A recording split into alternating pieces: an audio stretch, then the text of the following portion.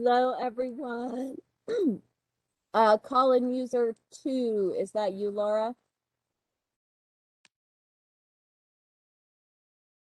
Laura said she was gonna call in and then have to sign off at 8, so. We have a call-in user. Is that Laura? Maybe. Oh, there's another one. That is me. Yep, I'm calling number 3. Awesome. Okay. Sorry, I'm trying to get my controls straight here on my phone with headphones. So, but I'm here. Perfect. Hey, everybody, it's Erica.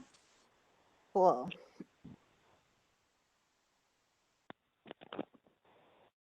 All right, so Erica, I think, makes 4, and we can call to order at 6:47. Let me pull up my agenda here. So the first thing is to welcome our new members. Do you see them, Miranda, either? Yes, we have one, but I haven't seen faces before. So, and I know the name here is Ray Rovey. Oh, and now I'm frozen. Yeah, so I don't know how to change it. We started using this when Dad was attending church. So that's my name. I'm Liz Cooley. There, Liz. Hi. I was like, I don't know faces Hi, to name. Liz. Liz is Ray at the moment. Perfect. Hi, Liz. Welcome to the SAB board. We're so excited to have you here. Thank you. I'm really so excited to be a part of this. So thanks again, guys.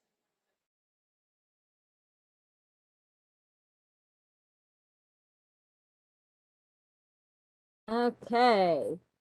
And I know that Dave wanted to make an update about Energy Smart close to the beginning here. So if he hops on, we'll let him take over. But for now, I'll just say welcome to the Sustainability Board. My name's Melody. I'm currently the chair, but we will do elections next month and redo all those positions. And we'll vote on who's the new chair, who's the new secretary, all that kind of good stuff. And we also have a SAB Google Drive that I will invite you to. So if you let me know the best email address for that Google access, I can add that email to give you permissions to that. There's a lot of stuff in there, so I don't want you to feel overwhelmed by it, because there's all sorts of historical info going back all the way to, I think, like 2009, as far as what the Sustainability Board has done over the years. And then later on in the meeting tonight, we'll go over what it's like to fill out the Sustainability Advisory Board scorecard, which was a tool that was developed by a previous board and instituted to analyze the sustainability aspects of various town projects. And so Chris has a proposal, and we'll end up filling out a scorecard for that. And then I guess now would be a great time to just introduce yourself, what maybe main topics of sustainability you're most interested in, and if you have any questions for us.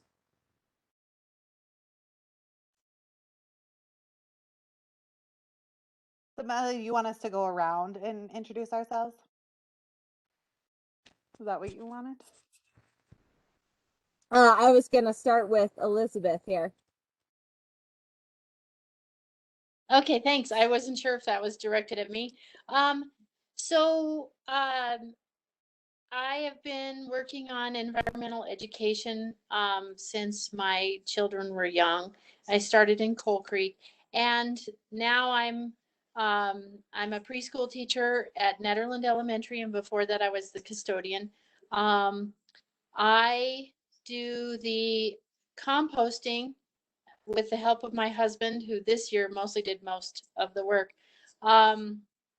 Uh, and and so I've just had an interest in environmental issues and education for a very long time. So I appreciate being included on the board. And I think my two areas of interest that I think are the most, well, something that I think is doable for the town of Nederland is I think that we could go styrofoam and plastic straw free in this town.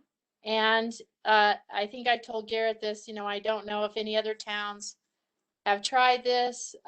Maybe we would be the first.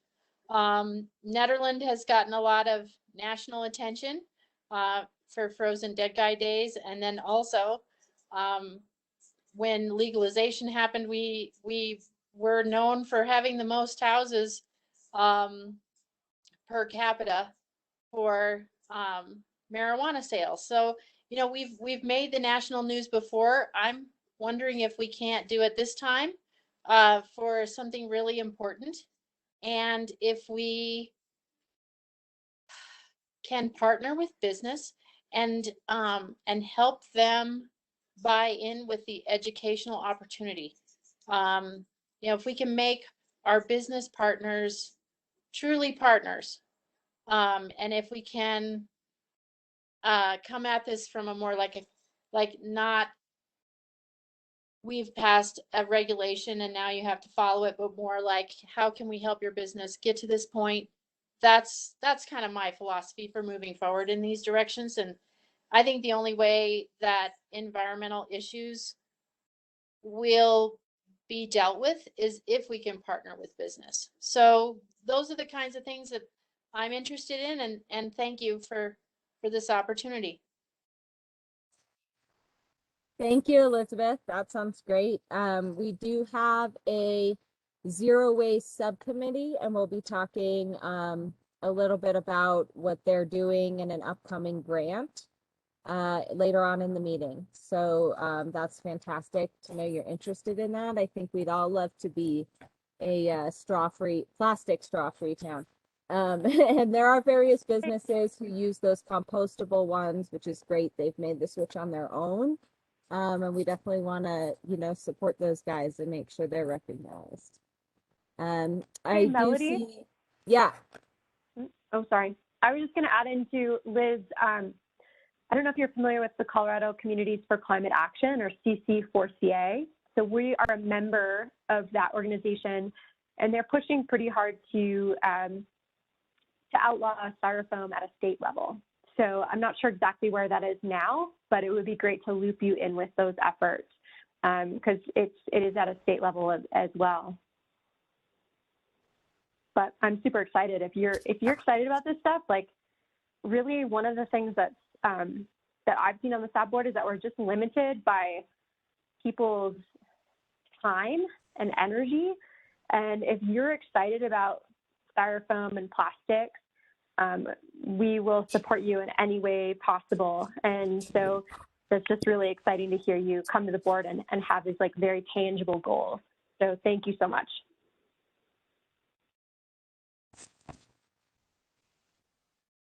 All right. I do see that David is here, and he needed to give us an update about, you know, the new stuff that Energy Smart is doing. He did send it in email too, so hopefully Garrett, you got those like images and stuff for the campaign. So David, with Boulder County Sustainability, go ahead. Hey everyone, hi Ned. I'll introduce myself to those that I don't know. So I'm Dave Hachimoji. I work for Boulder County in our Office of Sustainability, Climate Action, and Resilience, or OSCAR. And I oversee our residential energy efficiency and renewable energy program that's known as the Energy Smart. But kind of what the big reason for coming before you tonight, and I apologize, I've got to leave right after and go drive up to Steamboat, but it is to try to solicit your help for us to get a few more folks, Nederland income qualifying folks, into this low-income weatherization program that's known as CARE, or the Colorado Affordable Residential Energy Program, that is hosted by Energy Outreach Colorado.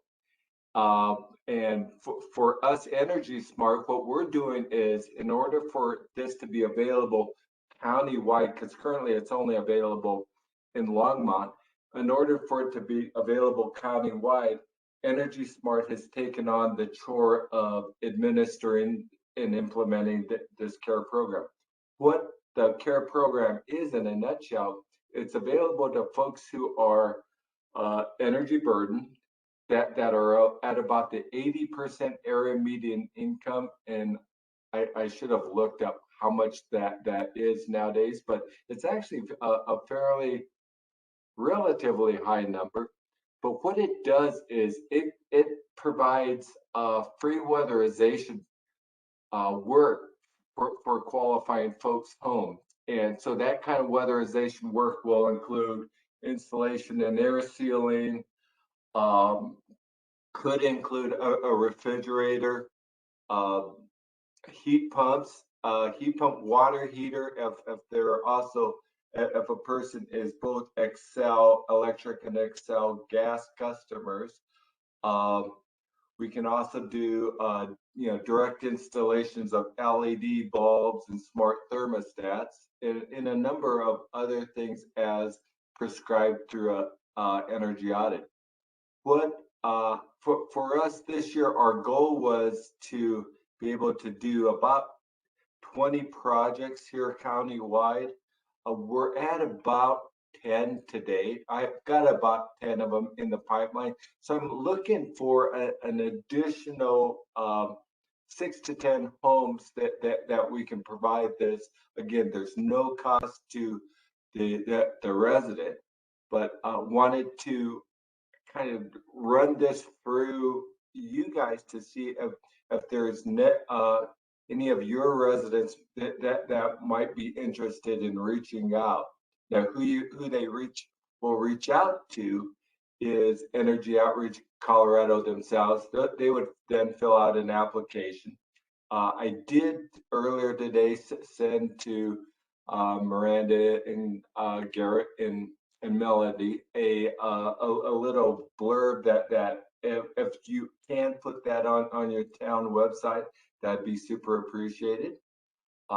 And other than that, it's kind of open to any questions that you have, you know, and that I'll at least try to answer.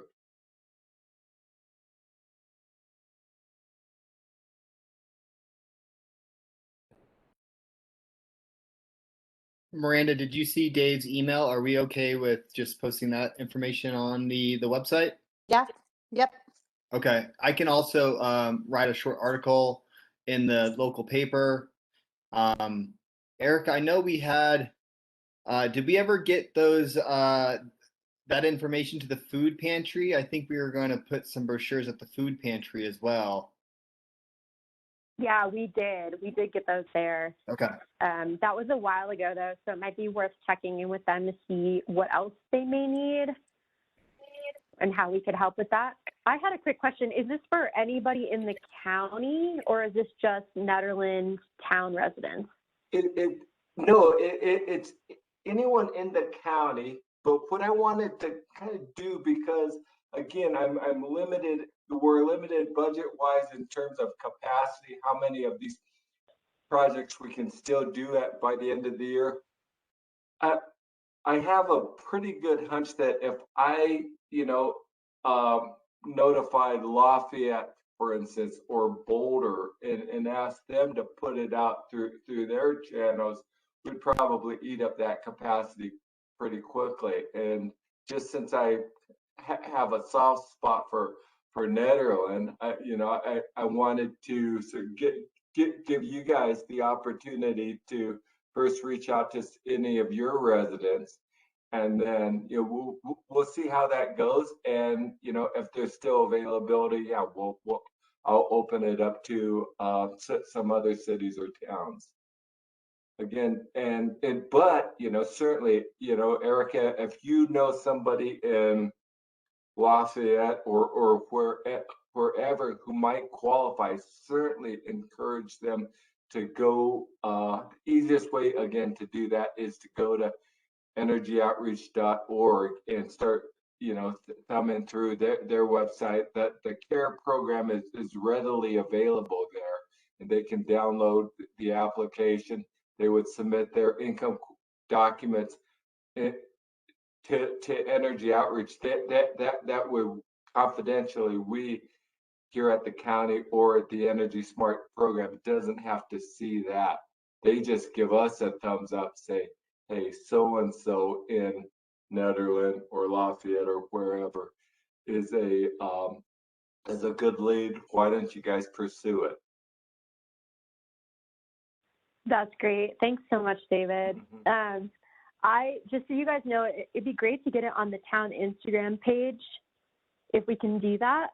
I don't know if you have access to that, Miranda, and then I can send it to the Magnolia listserv. I know that's pretty wide net of people as well. Right. And Laura, the other thing too to note though is that I don't know how many of those residents are up around Magnolia would be, say, Excel, electric, and propane, but propane kind of very much limits their what measures can be installed in that home. Gotcha. Okay. Thanks, David. So you're saying that it's preferred that they're an electric Excel customer? They're going to get the biggest bang for the buck by far. Certainly. Okay. I mean, cool. I was trying to pursue a big sort of a bulk purchase for a lot of Gold Hill residents, but thinking that this could be a great opportunity. But again, since a lot of those qualifying folks were on propane, it sort of put a kibosh on that effort. Dave, we really appreciate the opportunity, and we've been trying for several months now to get people to sign up for these energy savings opportunities. I wrote a letter to the editorial for the Mountaineer, and Garrett did a piece. I think we've had some handouts at the pantry, but we're going to continue to do that. I'd like to ask Chris Peltier, is there any way we can do any kind of outreach through utility billing to let people know who might not be able to see another media? If they don't have an internet connection, or they don't have a Mountaineer connection? Not really, unless it can be limited to a couple of lines. We just have those cards, and there's not much space in the back of the card, and it kind of depends on what information is on there right now. There might be some information about moratoriums on late bills and that kind of thing, or late fees rather. So not really. We don't have like that kind of format with an envelope and all that where we could really disseminate information. Okay. Well, we'll continue to try to reach people in other ways and let them know about these great programs. Have we reached out to Christy Vendetti and Emergency Family Assistance? Ethel would be a great source, but again, they'd be an awesome source, actually, Erica. But again, my concern, and I get to some degree, is that that capacity would get sucked up real quick. And as much as I can, I want to sort of spread the love out, but also again trying to give Nederland residents a first crack at this extra capacity. And and a lot. Remember that it was Tim Shields from Energy Outreach who briefed you was months ago on the XL Solar Garden, low income solar garden, and I think she had a chart that just showed the percentage of energy burden for a lot of your residents, and it just seemed pretty extreme in some cases, up to 28% of their income was just taken up trying to pay their utility bills. Yeah, it's a significant problem. There are a lot of people out there that need help, and we're going Mhm. to keep trying to reach them. Right. And just one other thing, as a side note, to let you know that low-income solar garden at the former Valmont power plant is now operational, and the subscribers that are included in that should start seeing their a significant utility electric bill savings on their June statement. That's great. Yeah. Congratulations on getting that up and running. Yeah, it was great. I mean, and our goal was to provide on average a 40% electric bill savings, and so we're using both some funding that Excel put up, as well as funds actually from our, we've got a energy impact offset fund through our that we place on our cannabis growers. And so basically, you know, a lot of our cultivators in unincorporated Boulder County are providing the bulk of this in subsidy. Excellent. Yeah.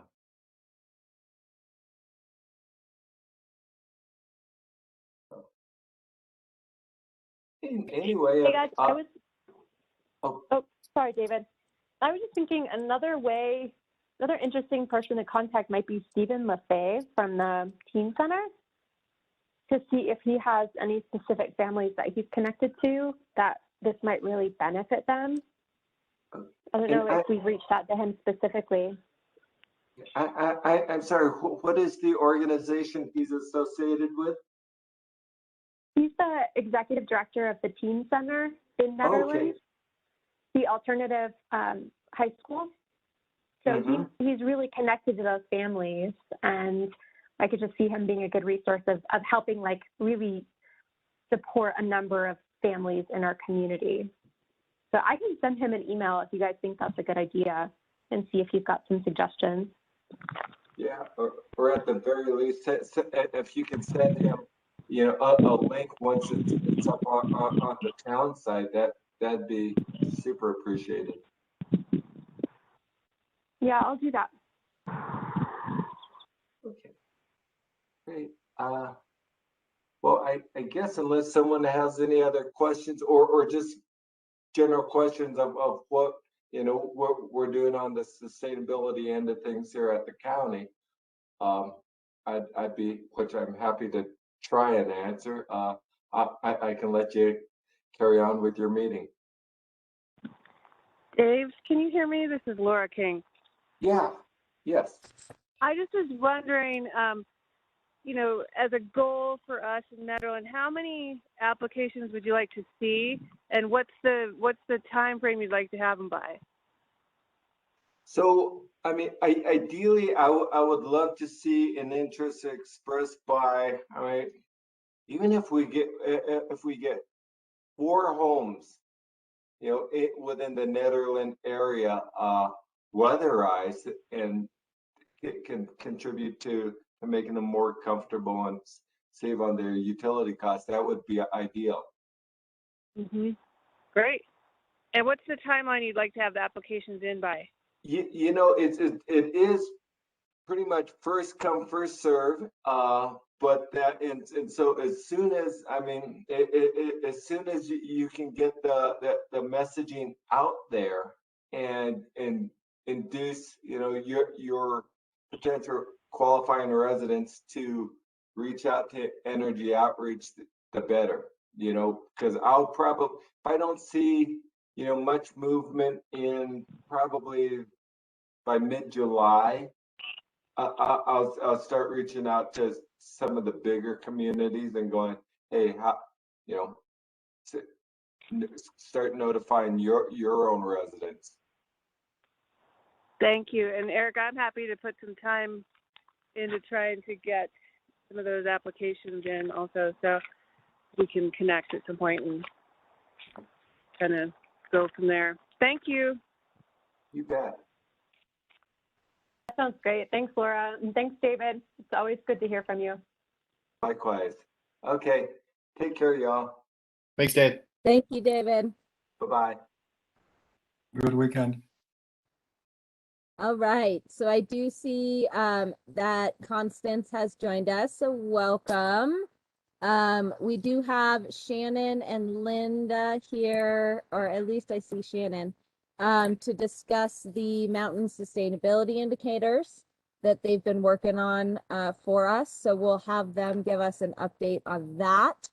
And then we'll have Chris P. give us an update on the Safer Main Streets project.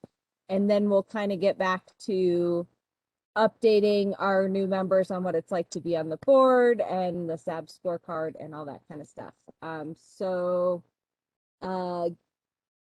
Shannon and or Garrett, if you want to introduce the mountain sustainability indicators and the updates you guys been working on.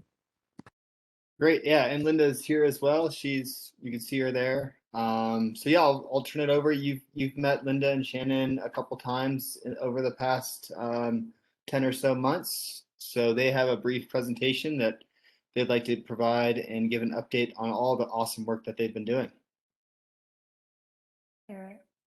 Yes, good evening. I'm sorry my name wasn't up there. It's a brand new computer, so obviously that setting hasn't been set quite yet. I'm the owner of my computer instead of my name. Shan, do you want to bring up those slides? Yeah. Let's see.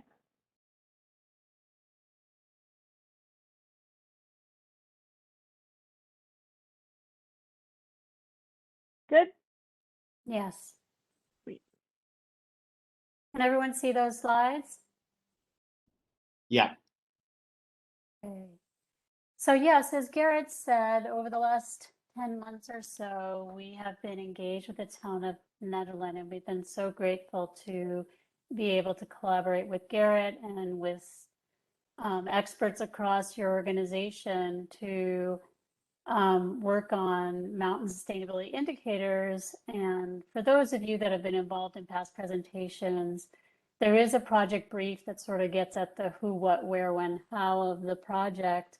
But in very basic terms, it's taking the global framework, the Sustainable Development Goals, and simplifying performance indicators for specifically mountain geographies and communities in mountain geographies.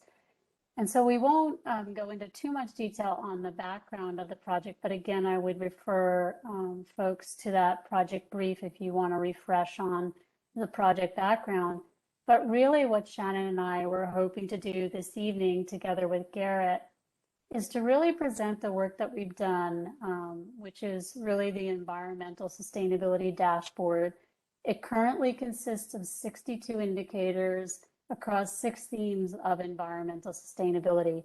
I know that sounds overwhelming, but really our goal with the town of Nederland was to really do a deep dive data collection on all indicators just to really test the tool that we've developed and to really see what it's like when we work with an actual community, how difficult or what's the opportunity for collecting data and also the inventory of actions that a community is doing, and then from there look at recommendations. So we'll go on to the next slide, Shannon, and you'll just see the project brief there on the left, which is what I referred to, and it gives you again the background on the project. But the real summary here is once again what I just said. So there you see an image of the tool, which you've seen in the past. We're not going to navigate the tool this evening, but we're very happy to give anyone a demo of the tool or a refresh of the tool. And so we're just going to present to you really sort of a sampling of very high level recommendations, what we call strategic recommendations, high impact recommendations that came out of the 6 themes.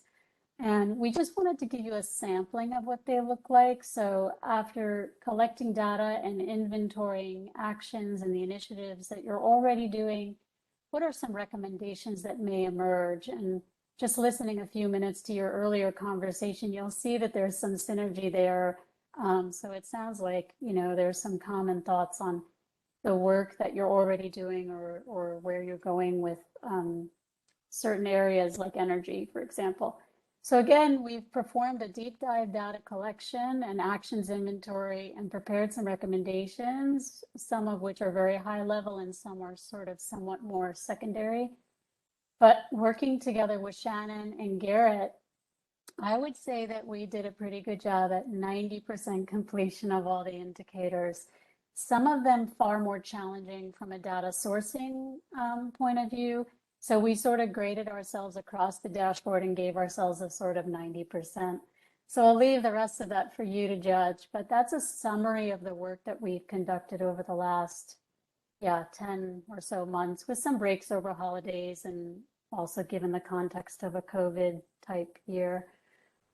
So without too much delay, I'm just going to let Shannon present to you the high level recommendations, which again come from the data collected as a baseline and analyzing some of the initiatives that you're already doing and perhaps just some ideas on things that could be done. And this is just a flavor of the types of recommendations or outcomes that can come from this type of exercise. Shannon? Sweet. So, like Linda was saying, for each of the highlighted recommendations that we're going to be talking about, it's going to be the overarching or high level recommendations and a few relevant planning tools, which will be showcased down in this corner. These slides will be available after, so you can take a deeper dive into the resources that we've provided if you so choose. The first section has to do with climate action and impacts. Recommendation number 1 is to present a resolution to the Board of Trustees seeking to establish formal climate action planning strategies. And in order to inform a formal climate action planning strategy, we would need an updated greenhouse gas inventory, which probably would be done by the county because the last one was done by Boulder County. And so using the emissions inventory that the county has done, we can do a really effective, specific climate action planning strategy for the town of Nederland. And unfortunately, with all of our best efforts, we're still going to be dealing with the effects of climate change. So it's really important when talking about climate action planning to include mitigation and adaptation. So doing a full assessment of mitigation and adaptation to particularly relevant impacts of climate change for the city of Nederland, for the town of Nederland, and including those types of best practices in climate action planning documents. The next section that we would like to highlight has to do with energy mix and energy use. And so this is broken into 3 sections at a high level: energy mix, energy efficiency, and energy cost burden. So in order to meet the renewable energy goals, we need to have a very strong implementation strategy by energy type. So that is very specific strategies for adopting each type of renewable when we're looking at our renewable energy profile to meet our renewable energy goal. And just as important as meeting a renewable energy goal is including energy efficiency. So our recommendation is to inventory all energy efficiency programs that are happening at the county and local level, and then evaluating, tracking effectiveness of these initiatives, and then prioritizing the most effective. And then finally, to the point that we kind of was being discussed earlier before we hopped on, was the energy cost burden, which is how much each individual is paying for their energy, and it disproportionately is a lot more for lower income or marginalized communities. And so what we recommend is implementing a weatherization program with incentives for homeowners, and this could be better informed by a community survey. For land use, we recommend using existing data to quantify how the land is being used now so that you can track how it changes over time. and then align the land use profile and policies around how land is being developed to strategize with sustainability in mind in terms of conservation, density, sprawl, traffic. So doing land use planning with sustainability in mind. And another important indicator of sustainability for a town like Nederland is percent green cover. So we recommend sourcing or updating existing GIS maps that quantify the total land mass that has green cover, and then using that baseline to set new targets with respect to green cover within and including like the neighborhood or the library district around town. And finally, having to do with waste and recycling, we recommend updating the waste management plan every 3 to 5 years. And while we're doing those updates, we are assessing and prioritizing recommendations that are in the plan every single time we update the plan. So reprioritizing and reassessing in order to achieve our waste reduction goals. And then our waste mix, we'd like to set a very strategic waste reduction target, and then create a very specific set of goals in order to meet that target, which includes a lot more education in the community about compost recycling, because we can always do better at recycling, and the different resources available to the community. And I will turn it back to Linda for some key insights from the process that we just went through. So that was a quick breeze through, and we're purposely mindful of the amount of time and how late it is. But really, the idea is what data can help us do in terms of analysis, and then what emerges from that in terms of high impact recommendations. And again, these are things that I'm sure the town of Nederland are already thinking about, have already started certain initiatives and actions. But these are really the sort of higher level type recommendations, and it's just a flavoring. If you imagine there are 62 indicators across 6 different themes, we have more secondary type recommendations, what I call sort of low hanging fruit or quick wins, that are perhaps at the much lower levels. For example, if a certain water indicator did not have data that was easily, let's say, reconcilable or accessible, and for example, we might make a recommendation like engage a graduate student to work on this type of data over, time, for example. So there are some indicators that are, or recommendations that are sort of at sort of what I call secondary levels, and some are much higher impact. So we just wanted to give you a flavoring, being very much so aware of the time, that out of 62 indicators and 6 themes, we were not going to bring you through the tool this evening, but we really wanted to sort of get to the outcome and the punchline, which is, what is the data really telling us? What actions are already underway? And if there are any recommendations to be made, then what might they be at this early stage? And of course, they can be refined or added to or taken away from. But the idea is to really show that the data is telling us something, the current and proposed actions are telling us something, and also that then sort of helps inform the recommendations that we might make. So really, this tool, once again, is designed for data-driven action, and it informs holistic strategic sustainability planning and management. We're really truly hoping that it can be a complement, not redundant with existing initiatives or processes, and so can help maybe be a complement to your comprehensive planning, your sustainability and climate action plans and processes. We really believe that the analysis of baseline data can be used to establish targets and performance against them. So again, the tool is really about performance management and measurement. So now that we have baseline data, you can start to set carbon reduction goals or waste reduction goals or water consumption goals. And so using this baseline data, you can start to say, okay, what type of targets are we working towards? And some of them can be internal targets. Some of them can be based on federal, national standards, or peer communities. But now you can start to sort of set targets and say, okay, where do we want to be 5, 10 years from now. As a dynamic resource, we recommend that the tool is updated every 1 to 3 years so that you have accurate data and you can use that data with your constituent stakeholders and really sort of track your performance, perform your analysis, but also action planning. But it's also an opportunity to communicate with your, again, your citizens as well as any other stakeholders. And then lastly, as the project lead and working with Garrett and Shannon, I just want to thank the town of Nederland to be willing to work with us as an early adopting community to sort of really test the tool and allow us to sort of investigate and discover the data on the tool, because it's helped refine what we call the master tool.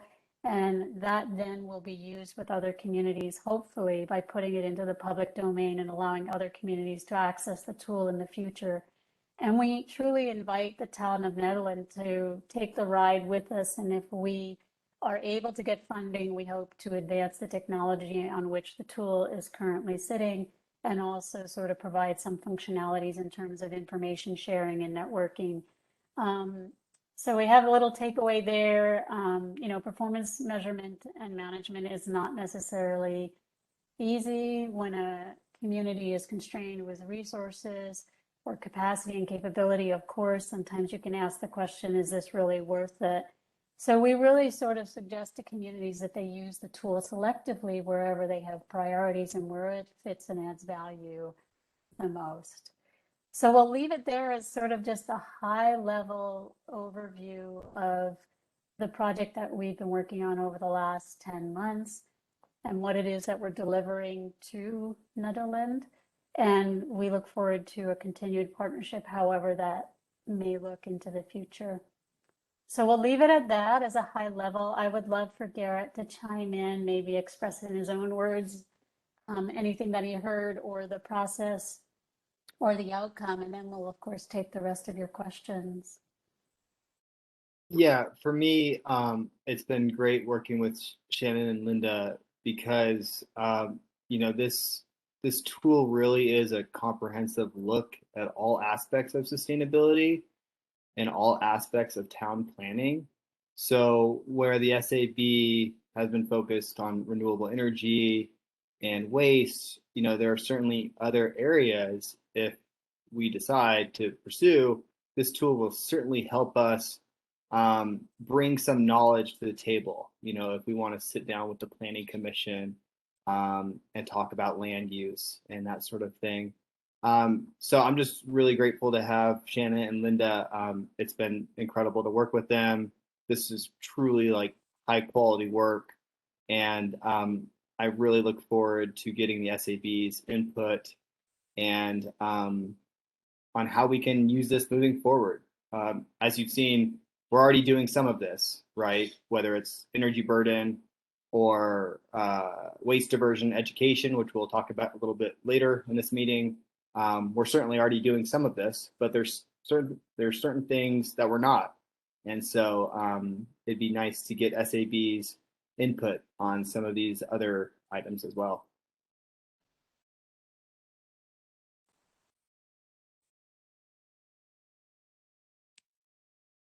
Are there any questions for Linda or Shannon?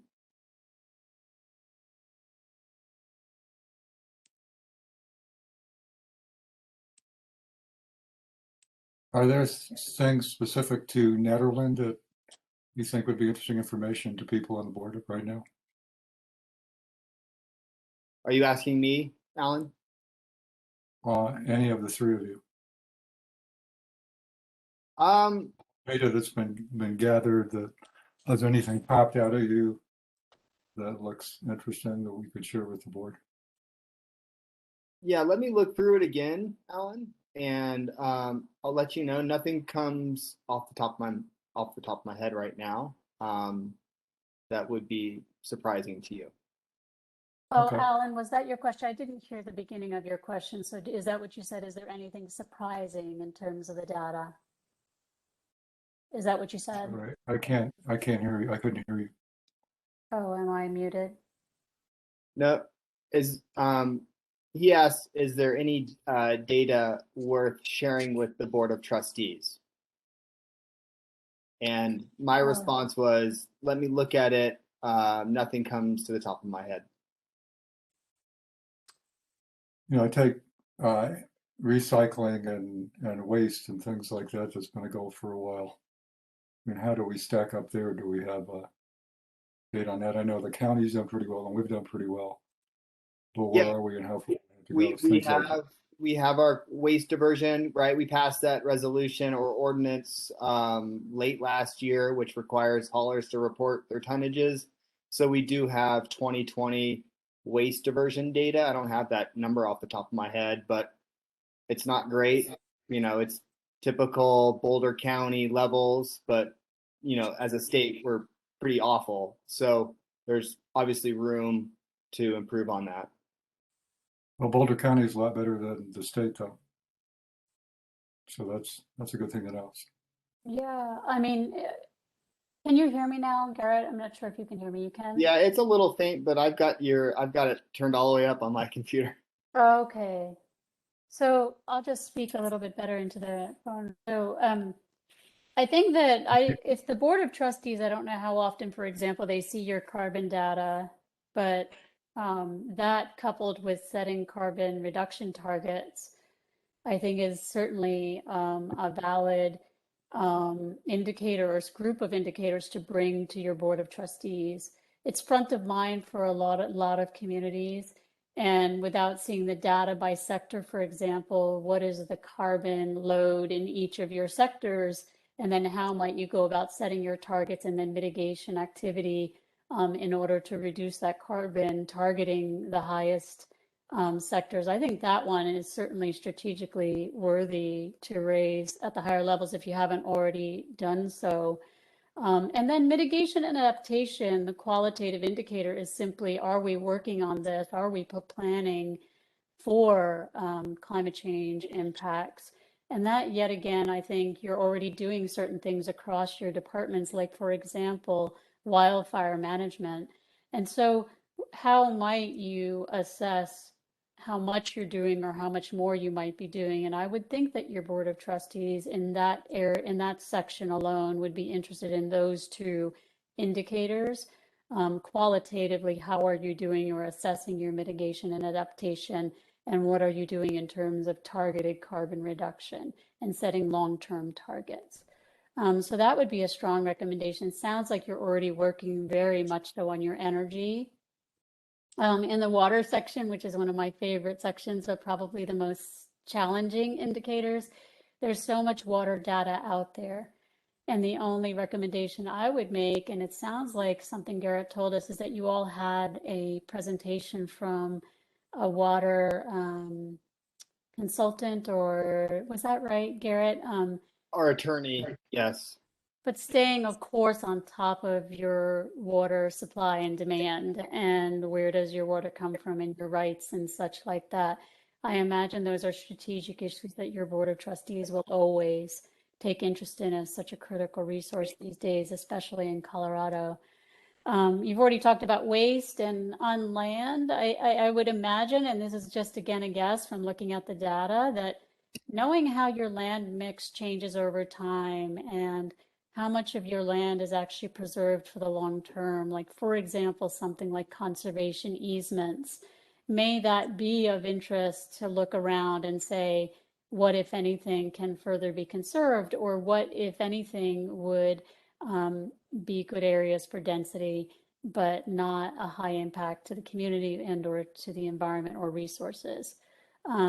So those are like sort of big ticket items that I think if you're not already talking about them, they would be great for your Board of Trustees to sort of have on their radar. And that sounds good. I think we can always bring that information to the SAB and then review it here and then bring it to the board. So that'd be a good idea. Thank you. Thank you.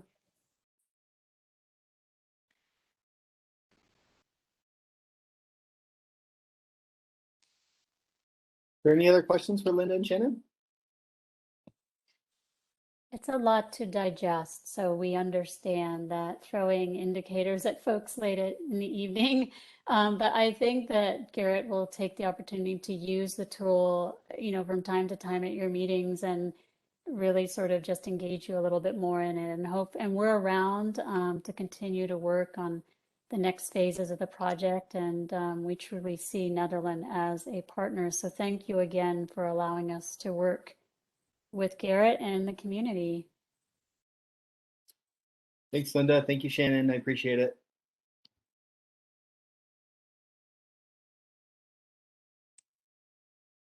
We're good?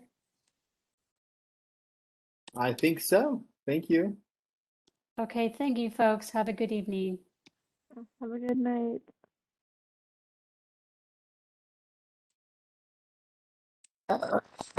Okay.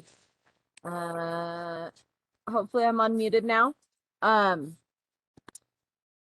So next on the agenda, we have the Safer Main Streets project, proposal from Chris P. For some reason, my email didn't go through to send all these materials to everybody. Most of you got them before last meeting. They are also, if you go to that Drive agenda link, there's an updated agenda and there's a Drive folder in the SAB Google Drive that has all the Safer Main Streets materials in it. So that'll be in the SAB Google Drive, and then active projects Safer Main Streets if you need to view those. So Chris P, go ahead. Thanks, Melody. I'll try to go through this quickly. And I can send that out to everybody too, if I need to. It's fine. So, as Melody said, this is a grant project called Safer Main Streets. Some of you have heard about it, but for the newer members, I'll go over it again and kind of refresh everybody's memory, because at the end of this, I really want to get to the sustainability scorecard, which Melody is going to talk more about later in this meeting. So staff was awarded a grant to upgrade crosswalks and a sidewalk by 72 by the library on Highway 72, soil sidewalk from the traffic circle all the way to Boulder County affordable housing. The collaboration with DDA, total project is worth $350,000, and the DDA is matching $70,000. Attended the DDA ProSAP, this board, received feedback from staff and the fire department and police department. And that's all part of the planning process to get feedback before I move into the design stage. Project specifically is to add pavers to the soil sidewalk that exists again on the north side of Highway 72, which was originally intended for that sidewalk when it was designed a few years ago, but was valued out because we didn't have enough money. Also, to add some signalized crosswalks at the library and at the visitor center, and potentially some traffic calming components. So I'll go into the feedback that I received. So at the DDA, I received some feedback. They wanted a cost analysis of concrete versus pavers. They had concerns about spending money. They had concerns about staff time on maintenance for pavers. So they wanted a cost analysis. They inquired if the sidewalk could be raised, if sculptures could be added as traffic calming components, and they wanted options for crosswalk materials. I just want to give a reminder that the entire project is within CDOT right-of-way and is subject to CDOT's approval, with the exception of one little piece of sidewalk on Jackson Street that will help connect to RTD, which is in the town's right-of-way. ProSab wants better connectivity to RTD. They want uniformity in materials. So they had concerns about, there's 5 different kinds of sidewalks in Netherlands. There's dirt and concrete, and there's pavers here, and there's wood over here, and so forth. And so they wanted some kind of continuity.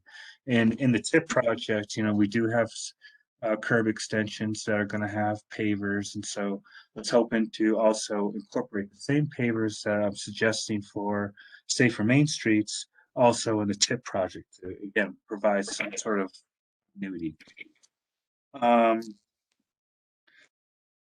They wanted timed crosswalks, sort of like on the Pearl Street Mall, to avoid traffic stopping constantly.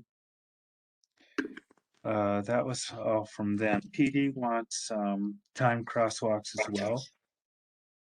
The fire department wanted either a raised curb or something in between traffic and pedestrians for safety. Because the current sidewalk is flush with the highway.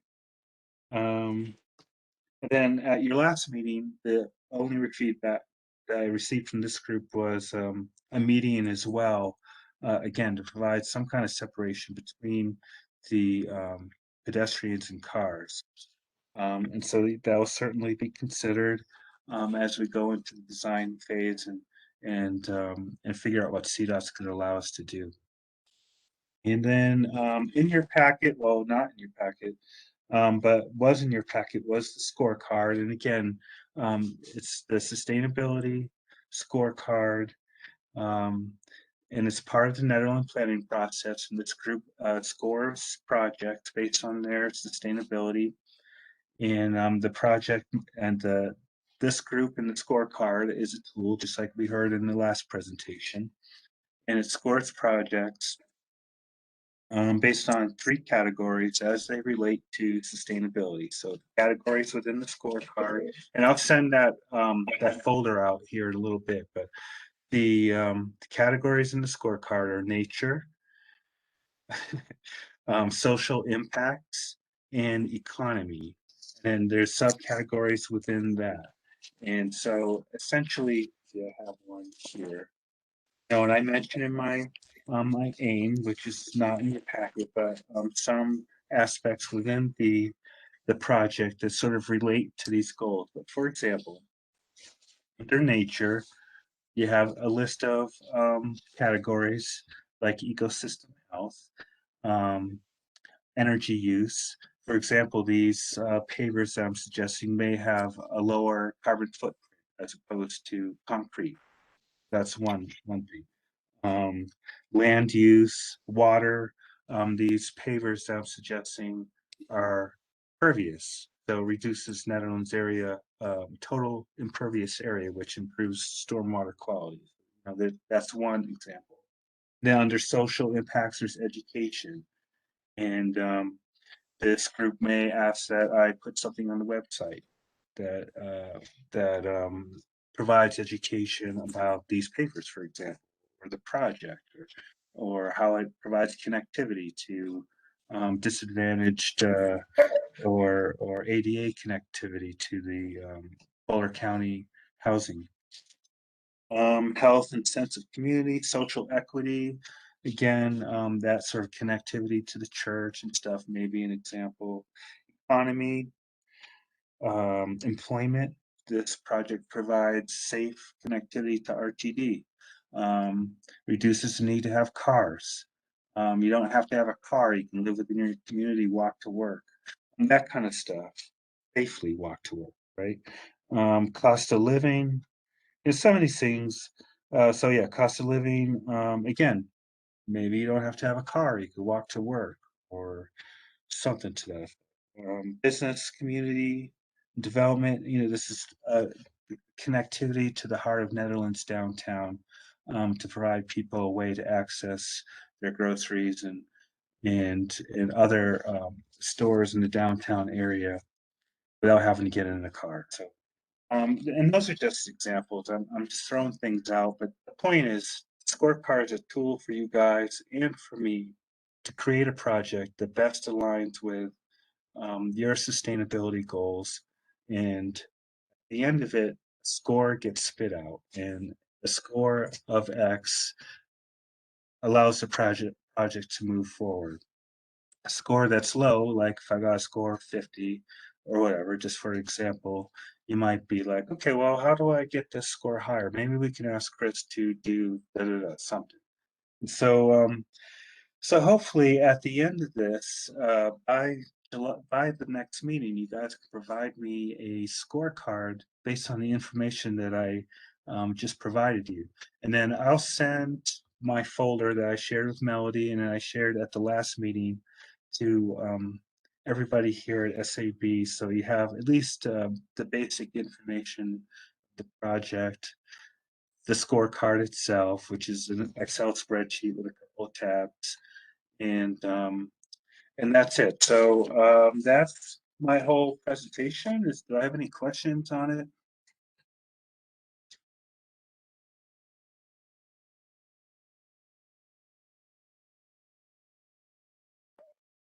Chris, when are you? Can you repeat when are you needing that scorecard back to you? By the next meeting. Okay. So if you guys could do the scorecard, turn your scorecards into Melody at the next meeting. Talk about it if there's a problem with the score or if there are ideas to make the score higher, then I would appreciate that input, and then I can move forward with beginning design. And I actually have a discussion with CDOT next week, kickoff meeting, to understand what my limitations are. So I'm moving into the process now, but it's important to get this feedback, and then I can put it into a document, bring it to the BOT to talk about the input that I received from the various advisory boards, and move forward with making a project that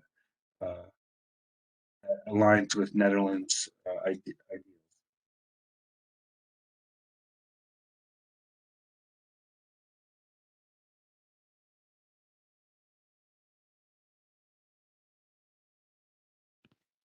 Okay, Sounds good, Chris. thanks. I'll send that folder out now. And like I said, Melody, you're going to talk to the group more about the scorecard later. Yeah. Yeah, we'll do that right now. All right. Thank you, everybody. I appreciate your consideration on the project and your time to score the project. And it's important that these projects come to you guys to make sure that again, projects aren't just happening and they have a poor carbon footprint, for example, or they just don't align with the goals of the town. So I appreciate your input. Thank you. Thank you, Chris. Okay. So where do I begin? The Netherlands Sustainability Scorecard. It is kind of a daunting document when you first look at it. But the intro screen of it, when you click the link, will really go over an overview of what everything is like. If you look in that Drive folder, there's an Excel version of it where you can kind of preview all the different categories that we score the projects in and the different ways to rate it. So that'll kind of give you an overview if you want to look at that one before you actually go to fill out a scorecard. And the way that it's set up is that all of the responses automatically go to a document that then averages all of the scores in every category from every person. And then I will pull those out of an Excel document and into a report. So basically, let's see, the process starts with, after this meeting, you guys will all review the documents that Chris gave us regarding the Safer Main Street program.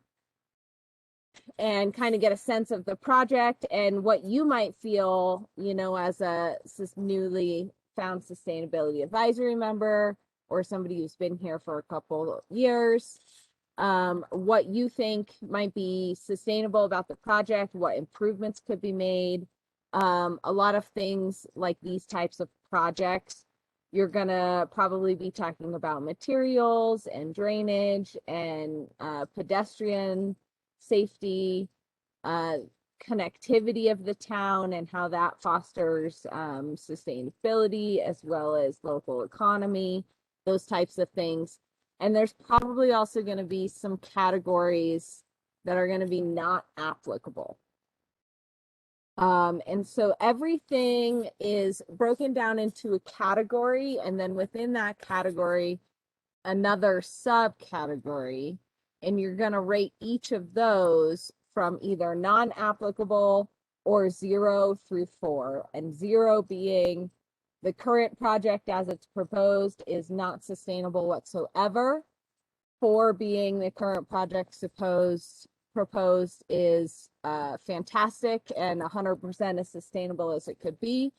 And then not applicable would be something that doesn't take down the score at all, just because it's not necessarily applicable to the project. So like installing sidewalks has nothing to do with installing clean energy necessarily. So you might choose that that's not applicable for this project.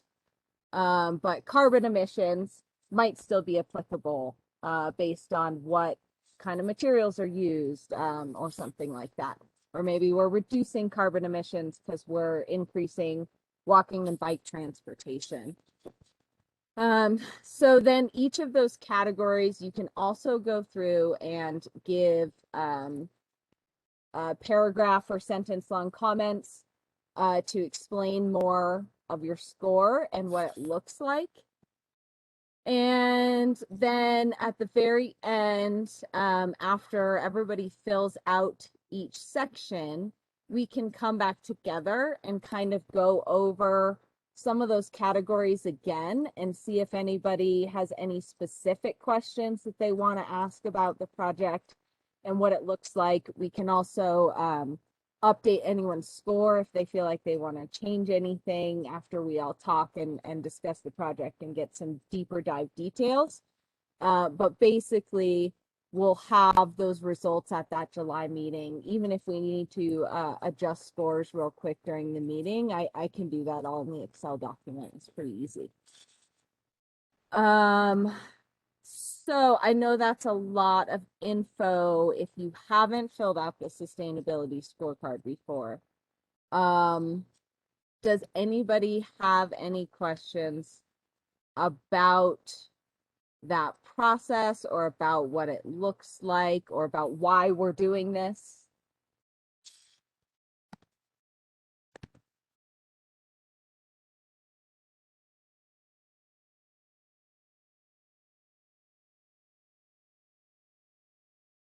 Okay, cool.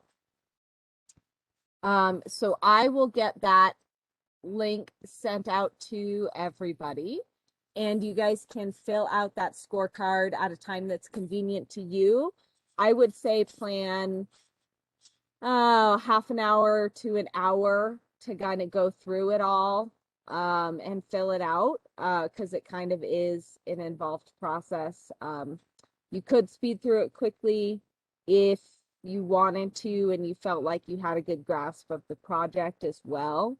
So it could be faster depending, but I would at least plan a good chunk of time to sit down and go over that.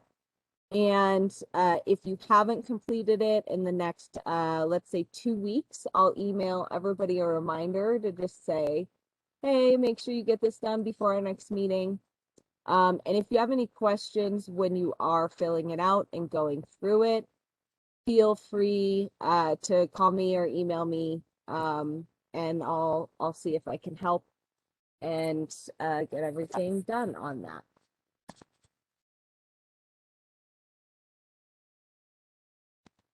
Okay, and the next thing on our agenda is kind of to continue our introductions and our welcome to SAB.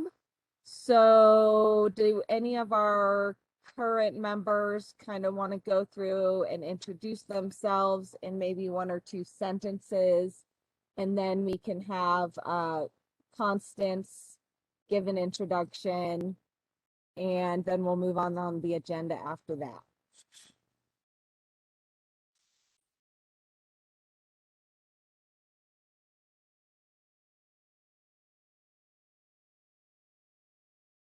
Okay, well, I am Melody. I am the chair of the Sustainability Board. We will be doing elections next month in July, so be thinking about if you want to step up and be chair or vice chair or secretary or help in a subcommittee or kind of how you want to be a part of this board. I've been on the Sustainability Board since 2015, I think. Or 2016, around that 2015, yeah. And my big passion is community agriculture. And I am working for the local Nederland farmers market. Also, you know, trying to connect that organization with the food pantry, trying to keep us connected with the food pantry. And so that's a little bit about me. Maybe Erica, you want to go next? Sure. Hello, everybody. My name is Erica Thorley. I believe I've been on the SAB since 2017. And my big passion is, I mean, it's tough. It's all things climate related in general, but really energy. And that was how I first got started with the board. I have kind of a diverse background with climate and sustainability. I've worked on fusion of methane emissions with NOAA and the Department of Energy around the Denver-Julesburg Basin and a couple other spots in the U.S. I've developed some curriculum. I have a graduate program in health and climate change through the lens of anthropology. And I just started a new program focused on sustainable and resilient communities through Western. And I'm really excited to align my new current endeavor, school endeavor, with a local project in Nederland. So we have had different school groups with the SAB board. There was a capstone group, I believe in 2018, maybe 19, that helped us from CU Boulder. And so if you guys do have any great ideas about a project, I'd love to hear about that. I'm pretty excited about carbon offsets and kind of how we could set up a system for local small communities. Thanks to Alan, his brilliance. But look forward to working with all of you, and thanks so much for your passion and bringing it to our local community. Thanks. Who's up next?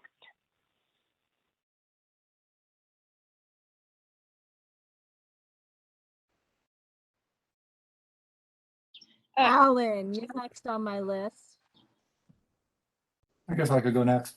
I'm Alan Apt, and I'm on the Board of Trustees and also the liaison for the Sustainability Advisory Board. This is my going into my 5th year on the Board of Trustees. I was appointed for 8 months and I was elected for 4 years. So from now till April is the rest of my term. I was on the SAB before that when I moved here 11 years ago. And when I moved to Nederland, I was the wilderness chair for the Sierra Club at the state level. And I lived in Fort Collins for 30 years. I was on the city council there, chaired the Natural Resources Board, and we instituted the first municipal wind power project a long time ago, 25 years ago.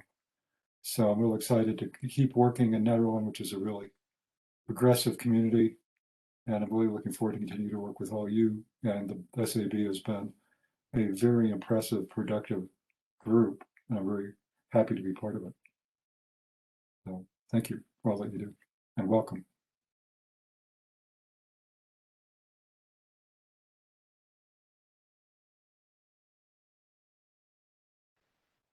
Thank you, Alan. And Hunter, I see here.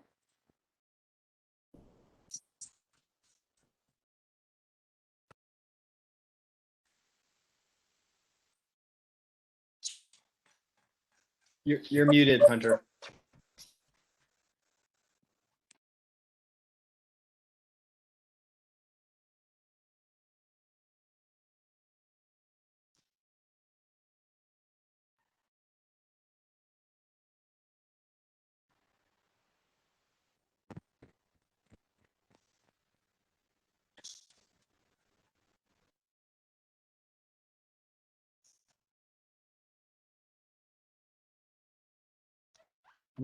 Are you unmuted, Hunter? It looks like you're unmuted, but we're not able to hear you.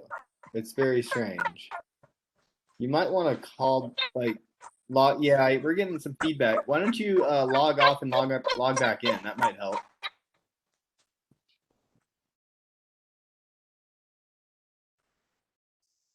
Yeah, it's like she's sped up or something. That's funny. Okay, Laura, you want to give a quick introduction to yourself? I'm Laura King, and I'm a reading specialist, and I have a private practice. And my interests with sustainability are the educational outreach and community outreach, sort of the legislative at the higher level, like what Ellen, I know, has been working on with CC4CA, and renewable energy. And I'm really sorry I'm going to have to log off because I'm interested to hear how Solarize is going. But I'm going to have to go. But welcome to the new members, and look forward to working with you.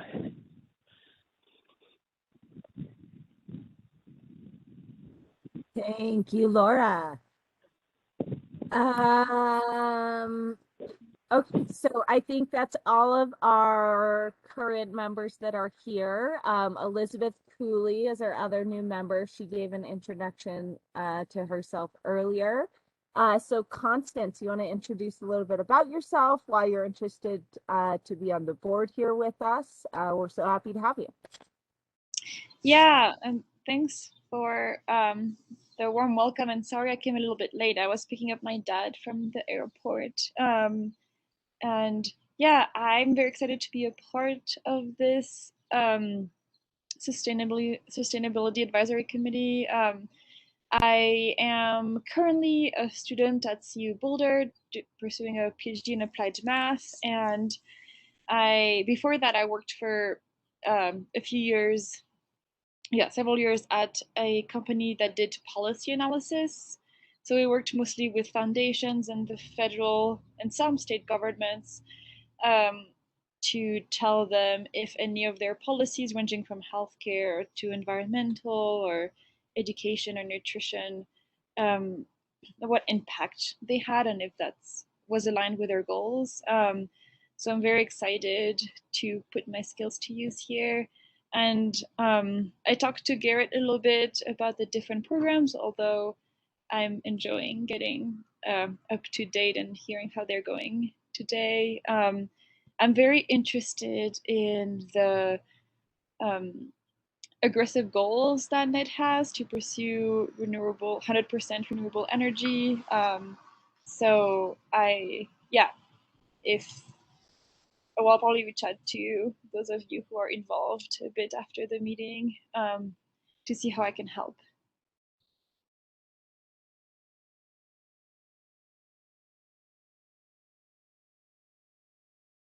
Thank you, Constance.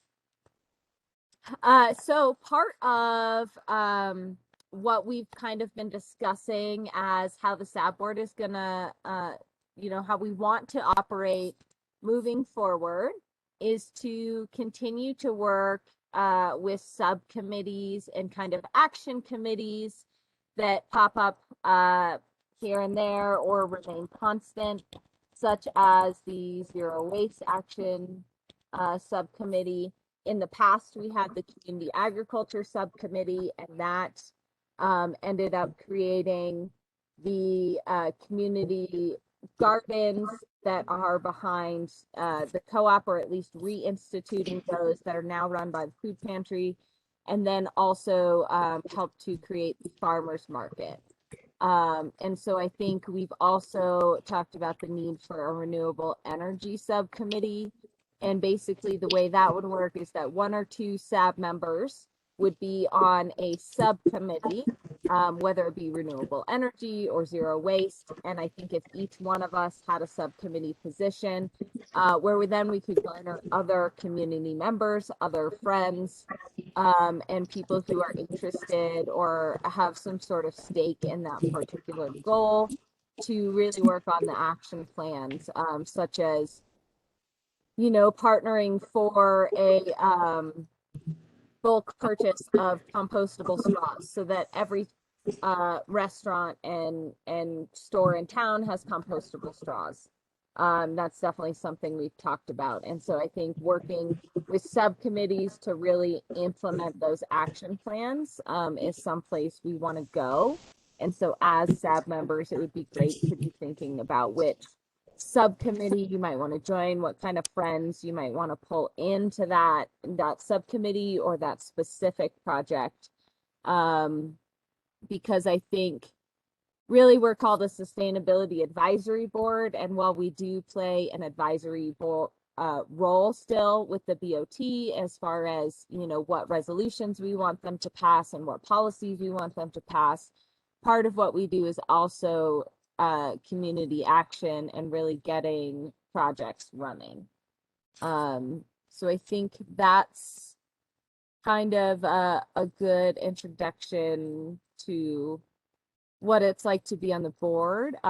Any other board members want to chime in on that? Otherwise, we'll move on to the rest of the agenda. Melody, I was just going to chime in. This is Erica. That I think we've already talked about it, but if you have things that you're really passionate about or gaps that you see within our current action items, things that we're not currently talking about or tackling or have a position on, please bring them to the SAB board and to these meetings or just via email. It can be tough with sunshine laws. We can't reply to emails, but we can ask for special meetings as long as they are posted within a certain amount of time before the meeting and they're made public. Miranda's the expert on that. But if you do see gaps, please let us know, and just want to make sure that everyone feels supported with this board and with sustainability in Netherlands.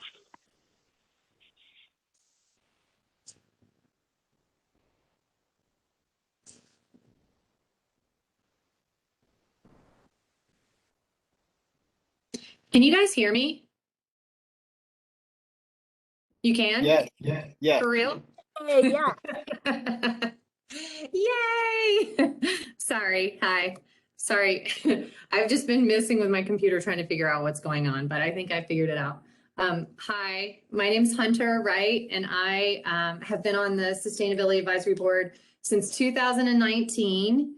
And I'm currently the Sustainability Manager at Eldora Mountain Resort.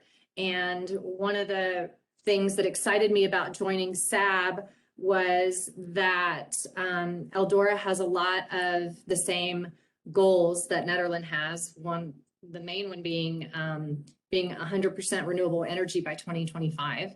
And I just feel like in order for both of us to, or both entities to achieve our goals, we really need to work together and be on the same page and be in alignment. And so I really enjoy being on the board. I'm also active in the National Ski Area Association Sustainability Committee, as well as the Procurement Committee.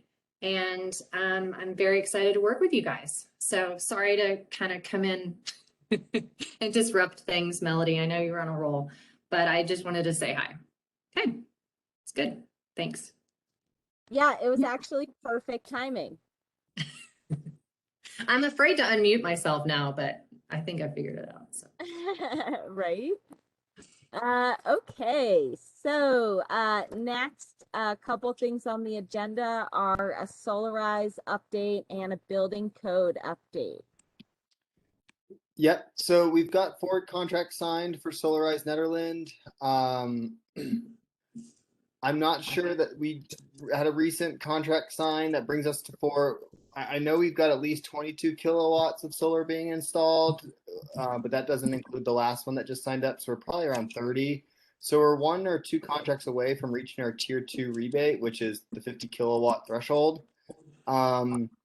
We have 28 people have either received or waiting to receive quotes from Custom Solar. So I feel like our outreach is we're doing pretty good. I mean, 28 people have received like on-site solar assessments, and they're in touch with our solar installer. We have extended the deadline to July 16th, so we've got a few weeks left. And so I just want to put the question out there to you all. Are there any recommendations on how we can get more people to sign up in the remaining weeks?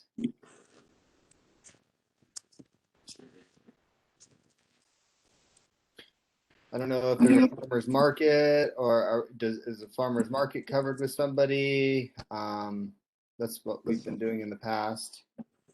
Yeah, that was gonna be one of my updates at the end. Is anybody able to come to the farmers market this Sunday, June 27th, and talk to people about Solarize? I think it would also be great. I don't know if anybody has like an iPad or tablet they'd be willing to bring with them to use. But I think it would also be great to be able to help these people kind of go through that first process of just signing up to be interested. Because I know when I talk to people at the farmers market, they take the information and I'm not always sure if they actually follow up. So if we had somebody that could actually sit there and get their name and email and info plugged in while they're there at the market, that would be really great. Yeah, and if we don't have a tablet, I've got a document that'll just capture their name and email. I used that at the town cleanup day and got like close to like 30 plus people. So people will listen to you if you talk to them about renewable energy.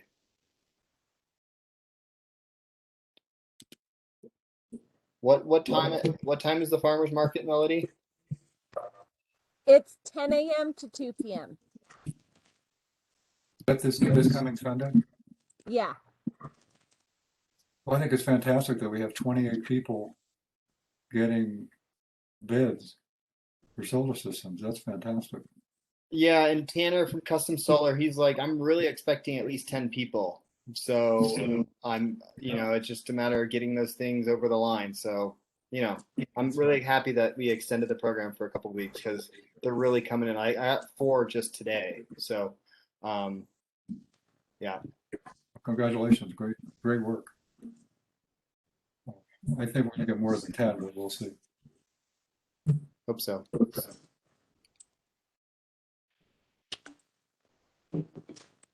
So, in addition to the farmers market, we're doing social media blasts.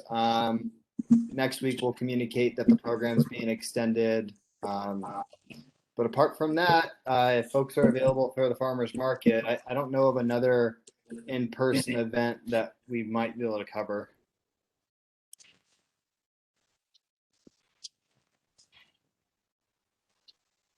Hey y'all, it's Erica. I can't do the farmers market this weekend, but I do have some more flyers and I have the Solarize banner, so I can connect with whoever has time for that.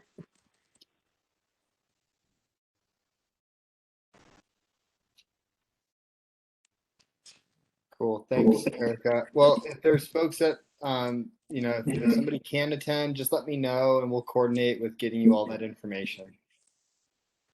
So we'll go on to the building code update because I know we're pushing for time here. So we presented to the Board of Trustees a couple of weeks ago on which we essentially provided them a comparison of what Boulder County's residential energy code is and what the 2018 energy code is. And I presented that information to you all at the last SAB meeting. And we received really good feedback from the board. The main feedback is additional analysis needs to be done to ensure that these more stringent building codes will actually realize the expected benefits. Trustee Coombs made that point, is like we don't want to just mimic Boulder County because it's Boulder County. We want to do that research and make sure that what we're doing is right, the right fit for Boulder, for Nederland.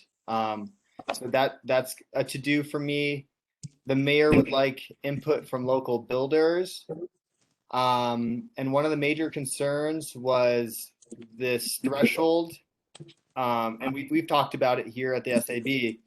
What actually triggers the building code? You know, is a simple bathroom remodel going to trigger these building codes, or is it additions? And if it's additions, what size addition? So that sort of that needs to be fleshed out as well. I'm meeting with Miranda and staff admin team next week to talk about the plan moving forward. Miranda, did you want to add anything? I don't think you were actually at the board meeting that night. No, I think you captured it. I think it's been a little while since our administrative team has met, and so I'm looking forward to connecting next week just to talk next steps. And really, that's going to be the outreach components where we'll, kind of do surveys, do meetings, virtual and in person, similar to how we treated Envision, and try to just spread the word to give us feedback on not only kind of the energy components, but just the 2018 building code update altogether.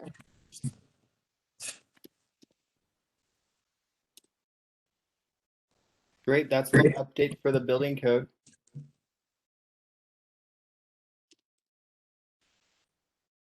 I guess the only thing I would say is that, I think people are always leery about being like Boulder, but there are logical aspects to this, like the ceiling insulation in the 2018 code is inadequate.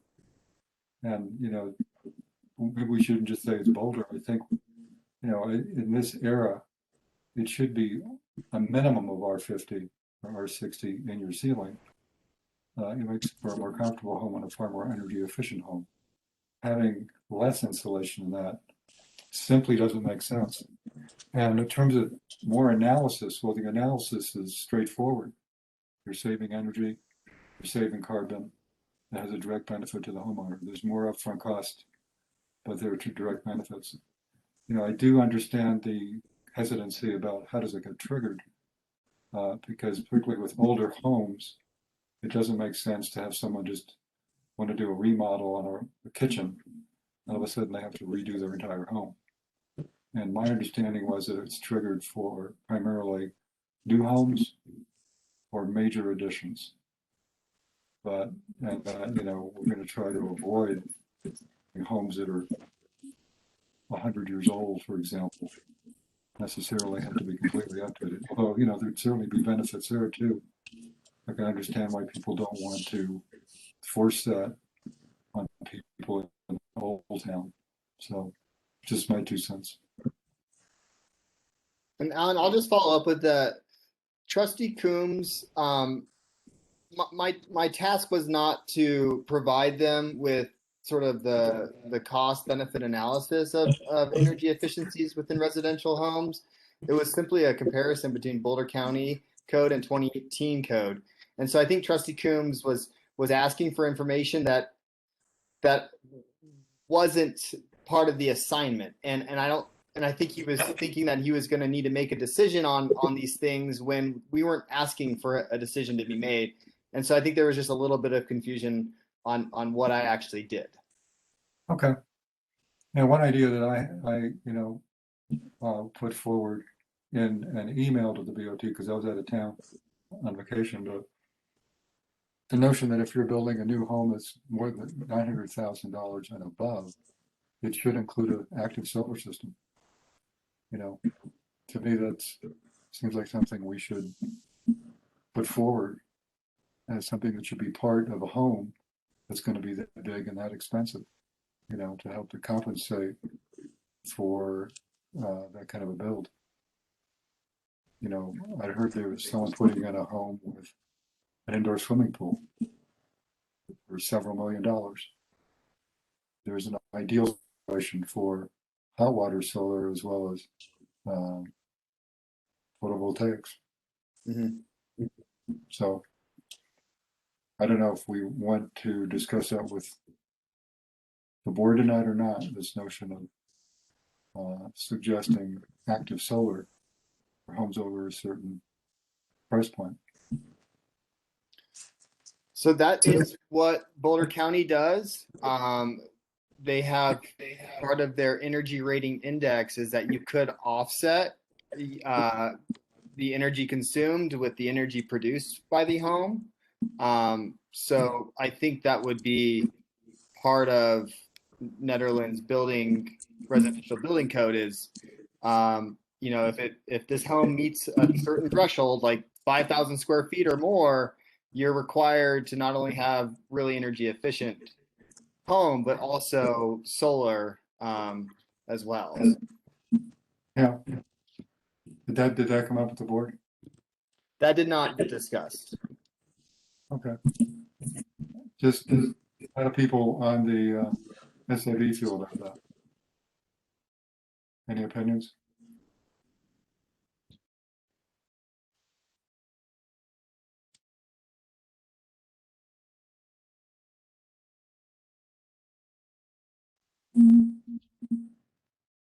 No opinions?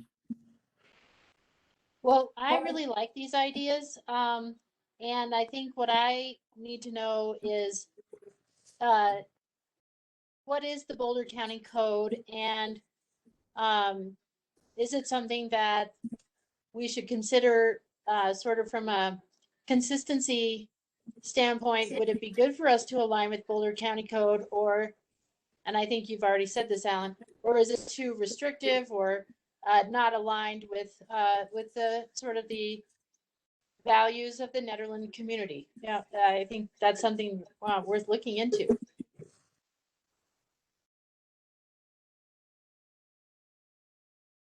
Anyone else? I mean, we're reaching a situation in Nederland where we're not the old Nederland we used to be. Homes are $1 million and up, and people are building much bigger homes.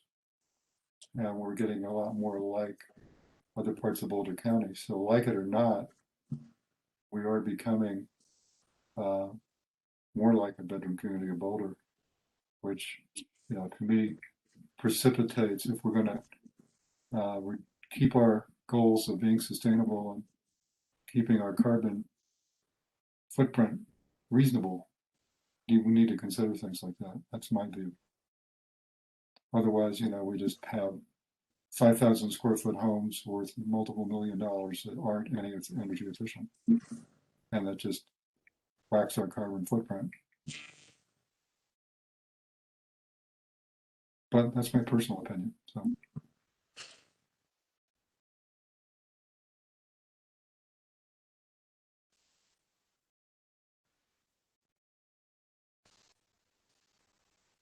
Hey, Alan, it's Erica. I'm right there with you. I think there needs to be some type of scale based on square footage, like we've talked about. And I do think it needs to be communicated and connecting the dots to what our values are in Nederland and the larger Nederland zip code and why these things are so important to us. And I'd like to see some kind of relationship with that communication and the town. So really being able to fall back on this culture and our values and the resolutions we've passed. Yeah, I think it's context is important, and community values are really the issue. And I think, Envision 2030 could be very informative along those lines as well. Because certainly the previous Envision was, I think, very sustainability oriented. But the question is, do we want to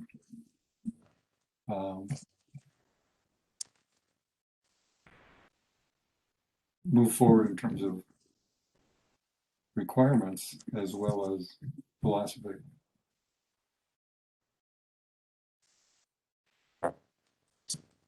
Put our money where our values are.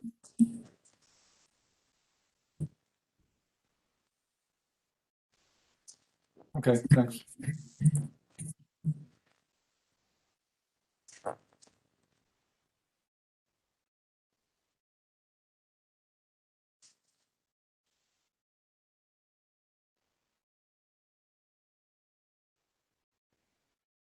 Okay. Go ahead. No. Okay. Next on the agenda is to talk about the compost and food systems grant and the stuff that the zero waste subcommittee is doing. Yeah, I was gonna let Hunter take this. We met today, and so Hunter, do you want to provide an update on our what we talked about today? Yeah, and then please feel free to jump in if I've missed anything. So we did meet today and determined that education is going to be our primary focus, since the survey that was conducted indicated it was the topic that was most commented on, and we feel like we can make the biggest impact. So we're in the process of determining what local partner organizations that we could work with for community outreach in this regard, like Wild Bear, Nederland High School Boosters, PTA, Teens Inc. And so we're going to get a timeline and a plan together for August to September, and then Garrett and I are going to work together and come up with tasks and some names and dates for you guys. We talked about, well, I don't even know which one to start with. I don't know whether to talk about the grant, the waste diversion grant, or the green business program. So one of the things that we thought would be helpful one of the struggles that I think that the businesses are an example, I'm sorry, I'm not doing a very good job of this, that Cinda shared with us, because we were talking about, should we reach out to the businesses individually and do like a 15-minute interview with the business owners and find out how we can help them with composting and recycling. And Cinda was talking about how the train cars has a lot of tourists that come through, and they had trouble with cross-contamination and how they just stopped doing it. And so we were talking about how we really need to be kind of the boots on the ground to help the local businesses in their waste diversion efforts. And so we want to recommend to the SAB that we create a green business program. And I know we had talked about doing a green business program before through Partners in Energy and recognizing businesses for their green efforts. And there was some concern about the requirements and if the businesses would like get a green star just for signing up. Like we really wanted it to be that they are actively participating and meeting a set of standards that we have determined in order for them to be considered and recognized as a green business. And we would advertise, we could do things like advertise in the Mountaineer. And we also talked about, reaching out and creating kind of like this program where we work with one business in particular and have a beta program to flesh out what the challenges are with the business. And so then rather than surveying and going to 15 different businesses, just concentrating on one business and building our program from there. So Garrett is going to reach out to the PACE program because he's worked with Zach Swank, the program manager, and basically get some feedback on how PACE has rolled out their business program and how we can partner with PACE to help us up here in Nederland. Is there anything you want to add to that? I'll just add that we don't want to just take Boulder County's program and put it into Nederland.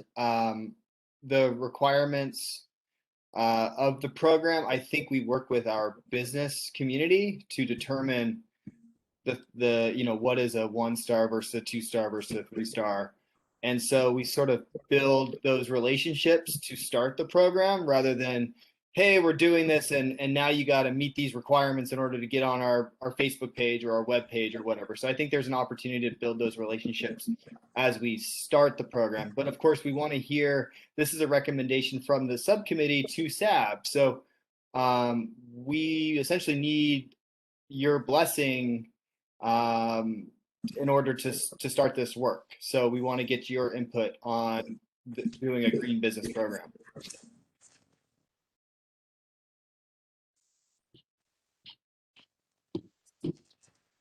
I think it's great. I think the main kind of struggle is always been determining how do we recognize these businesses? You know, like what is the value that they get back? How do we really display them and make sure they can show their customers, hey, we're participating in this. And really what's the best thing that businesses are gonna want. So I think that's an awesome thing to kind of start and work with. My other comment would be just as we're, you know, developing evaluation criteria of how these businesses are going to qualify, being mindful maybe of that sustainability scorecard still, and those different categories that are within that. For example, within environment, there's renewable energy, but then there's also conservation and land use, and water use. And that might be a really good way to kind of start guiding what are the different aspects of businesses that we want them to be looking at. So those are my comments. I'm totally in support of it. That's really helpful, Melody. Really good feedback. Thank you. Yes, thank you. That sounds great. The other thing that we're working on, or there are two grants right now, the Front Range Waste Diversion Grant and the USDA grant. So Boulder County's taking advantage of both of these grants. And it's my understanding, Garrett, that Nederland is going to benefit from the Boulder County grant. But we would like to write a separate grant for Nederland with the Front Range Waste Diversion Grant. So we're doing some research, but we'd like to focus on maybe recycle bins for the green business program and how to assist with the town construction debris program. So Garrett's going to reach out to Chris separately and determine areas of need. And then we're going to figure out, going from there, which one we're going to write the grant for. And the grant is due on July 13th. So, but yeah. I'll, Chris, if you, is Chris still on here? I can't see him. Maybe not. No, he had to jump off. Oh, no worries. I'll contact him tomorrow. But Miranda, you might be able to help with the additional cleanup day. It's my understanding it's not necessarily a money issue. It's more of a staff time in terms of like adding additional cleanup days. What are your thoughts on if, you know, does it make sense to use grant money for cleanup days? Yeah, I mean, our cleanup day is financially supported by obviously Boulder County, so they don't have the funds to host another one. So it is somewhat grant funding related. So if there were a grant to cover all those vendors that we secure, that's really what the money goes towards, is having like shred and hazmat and, you know, resource and all of them. We have to kind of financially, you know, we have to pay for them being present at the event. In terms of, you know, staff, I think we can always pull together a group of volunteers and staff. I don't know exactly what Boulder County's budget is, so it would be good to probably even connect with Nikki Dunn to see how much a cleanup typically costs, because I don't know. I've never seen that data of what it would cost. Now, if people are paying, I'll tell you this year we made like $1,500 if they're paying to use the dumpsters. And so there is an opportunity for town to, I don't want to say make money, but kind of, but you could then put that back into additional zero waste efforts. Okay. Great. I'll follow. Thank you. Thank you, Miranda. I'll follow up with Chris on the C&D program, or maybe you might be able to. I mean, I guess it sort of falls under your umbrella now. Are there? Do you see a grant helping with that program? Yeah, I think, while we reinvigorated the promotional material, it's still kind of a miss. And it would be nice to have funding secured to maybe even, cover time for someone to help to really push that program forward and just tighten it up, because we're still kind of missing the mark there a bit. Okay. And then the last thing was the retail composting collection program. Like if we could provide bins for businesses when we launched the green program. So Garrett was going to reach out to Zach again at Pace. It's an infrastructure-based grant, so they really want to see real waste diversion. Yeah, and so that's the problem, Miranda, with paying somebody to manage a C&D program. Like, I don't think they would accept that. They really want to see, improvements of a transfer station or more bins out there, or a residential pickup program, something like that, versus yeah. Yeah, you'll want to obviously, we throughout town, we don't have composting, and you'll want to talk with Chris about that, because we're not even going to put composting at Barker Meadow Park. And so I hear what you're saying. I think those are going to be challenging pieces for us, just because if we were going to do composting and encouraging businesses to do so, they would then be responsible for kind of their own disposal. Yep.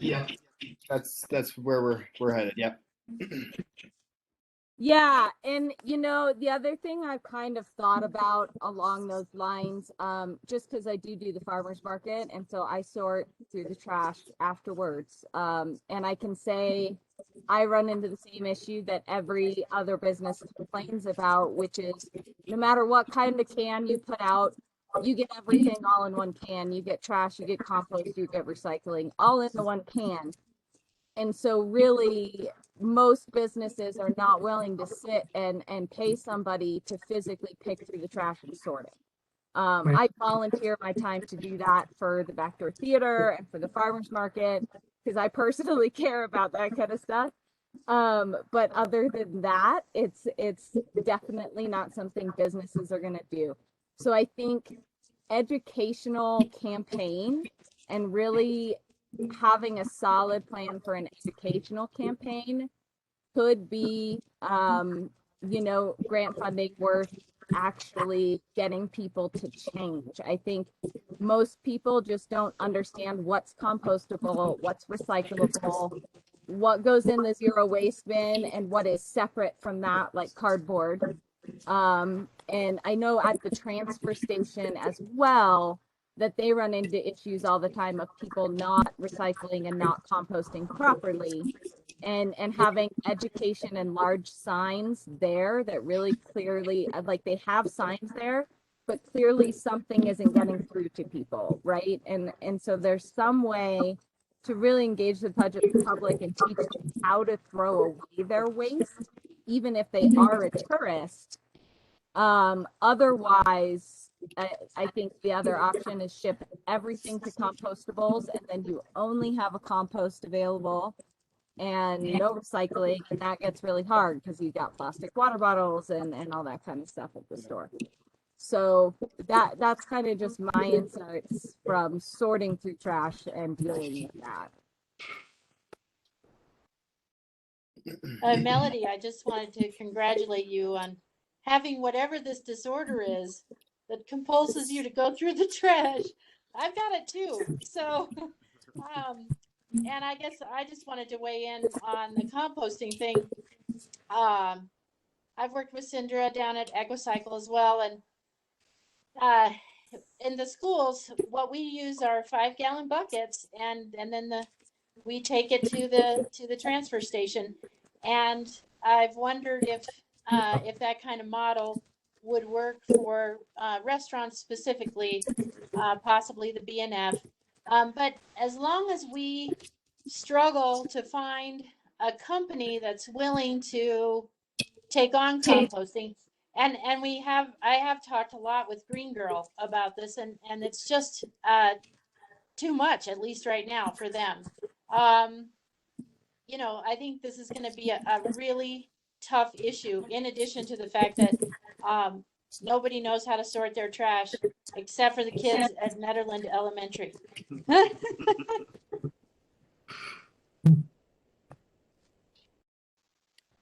Hey Liz, are businesses able to are they able to deposit compost at the transfer station?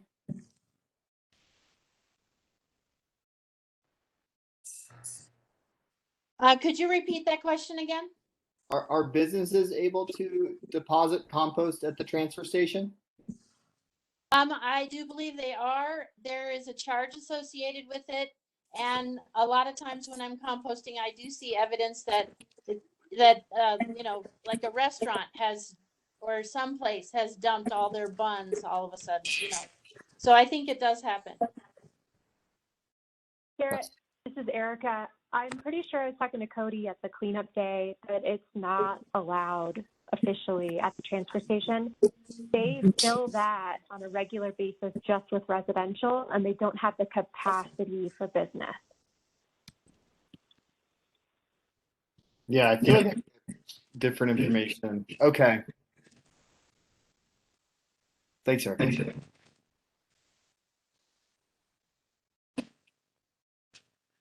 So I think that's all for the zero waste subcommittee, unless you have anything else to add, Garrett. Yeah, I want to get Melody's input, and we can maybe talk offline. The USDA has a cooperative grant program available.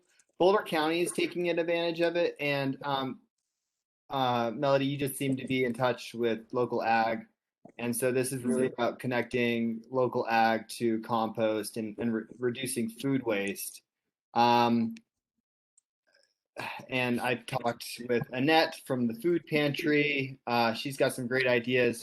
So I'd just like to send an email to you and Annette to get your ideas on potential uses of this, if you don't mind.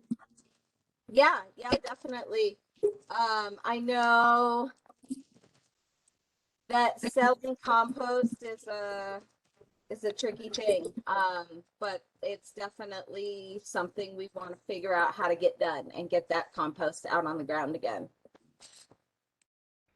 Yeah, I mean, Boulder County is doing their Restore Colorado, which allows for participating restaurants to charge a 1% surcharge for customers that want it. And that money is basically put in a pot that allows farmers to buy subsidized compost. So Boulder County has already taken advantage of this USD program. And so I just thought we would look to see if there's any local solutions for Nederland. So I'll send that to you.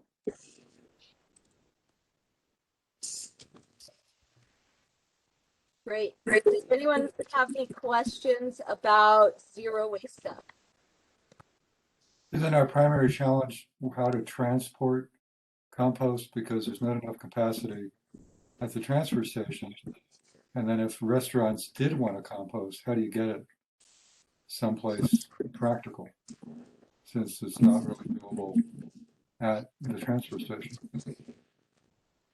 Yeah, so Boulder County is applying for a grant. They would purchase an in-vessel composter. I would have to get you the details. I'm not sure how much that composter can take, but it would be doing composting on site in a really short amount of time.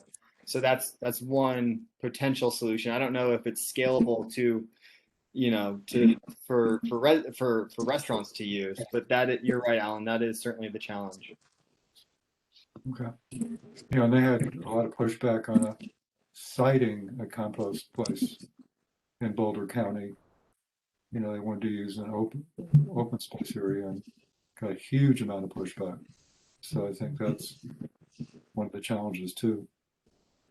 Yep.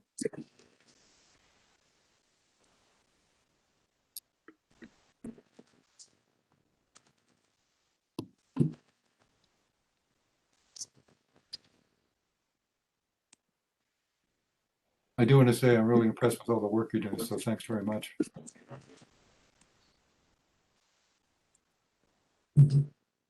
Yay, so happy to have a bunch of people helping out. Okay, so the second to last thing on the agenda is the renewable energy goal and possible community collaborations, some possible brainstorming ideas of how we move forward with that. And then the last thing to discuss is when and how we want to return to in-person meetings. So Garrett and Erica, if you want to talk about your discussion. Yeah, Eric, I'm happy to talk about it, but I've been talking about it a lot. I've been talking a lot. If you want to say some few words. Sure. So, Garrett and I were chatting. One of our recent conversations about energy options to reach 100%. And a number of years ago now, I was talking with Jonathan Cohen at the City of Boulder, and we were talking about this 100% goal. And I think this might have even been before it was passed to the BOT or kind of right at that time. And he just kind of mentions that Boulder has a number of hydro plants within the county. And so Boulder County and the City of Boulder is kind of gray area, who owns what. But Garrett might know that answer specifically. But he was just mentioning that Barker Reservoir and the hydro plant below it could produce close to 100% of what Netherlands' energy load was, at least at the time. And Boulder is not allowed to use that energy because of Excel and the PUC regulations. And so they sell that energy to another community for them to use that energy, right? And so at the time, we kind of discussed about how it would be awesome to figure out how we could write up a contract. And specifically, Boulder could sell us this energy at wholesale. We could potentially, I mean, this was an idea, right? We could start a bank account. We could put in our savings based on what we pay now versus this wholesale cost that Boulder would charge us. And then as that pot got big enough, we could invest in renewable energy and wean ourselves off the hydro, because hydro itself is controversial, right? And so it was just kind of pie in the sky. And so we were talking about this again. And so we decided to revisit with Jonathan Cohen and just see kind of where they're at. And some interesting things came out of that conversation. So it's not realistic for us to use this hydroelectricity based on how the PUC regulates energy today. So bigger goal might be, really going to the PUC and lobbying for a change, but that would take a long time, right? So Jonathan's doing some cool stuff with potentially communities in Boulder County and potentially a developer, and working with kind of our own project with these investor communities, and creating our own solar or wind, probably would be wind because it's so much cheaper, project. And then selling that to Excel and being able to then take that renewable energy credit, right? And to actually put new renewable energy online and the credit. So there's other things we talked about. Jonathan Cohen, if you don't know him, is brilliant. He was part of the beginning of CC4CA. It was really one of his ideas to bring communities together and to be able to go to the state and as a group be able to advocate for climate action. But Garrett, what else to add to that?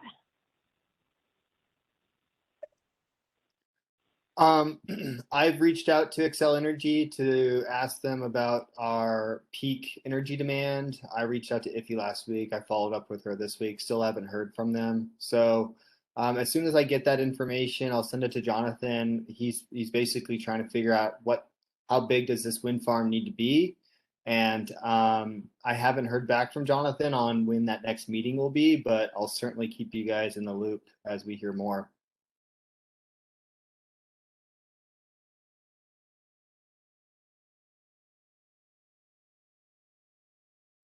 That's pretty much it, Eric. I think you covered it very nicely. Yeah, it's always great to talk with Jonathan, and he's just great for new ideas and thinking outside the box. But if anyone else is interested in getting on board with these conversations, I think it would be great to do, again, that energy subcommittee, and we're happy to loop you in. And if you have any ideas, especially Constance and Liz, about solar farm ideas locally in Netherlands, land that could work for that, other projects we might not have thought about, please bring them, because we're still really trying to figure out how do we make this 100% happen, and we're going to have to get creative. Yeah, so I've got I'll share the spreadsheet with you. I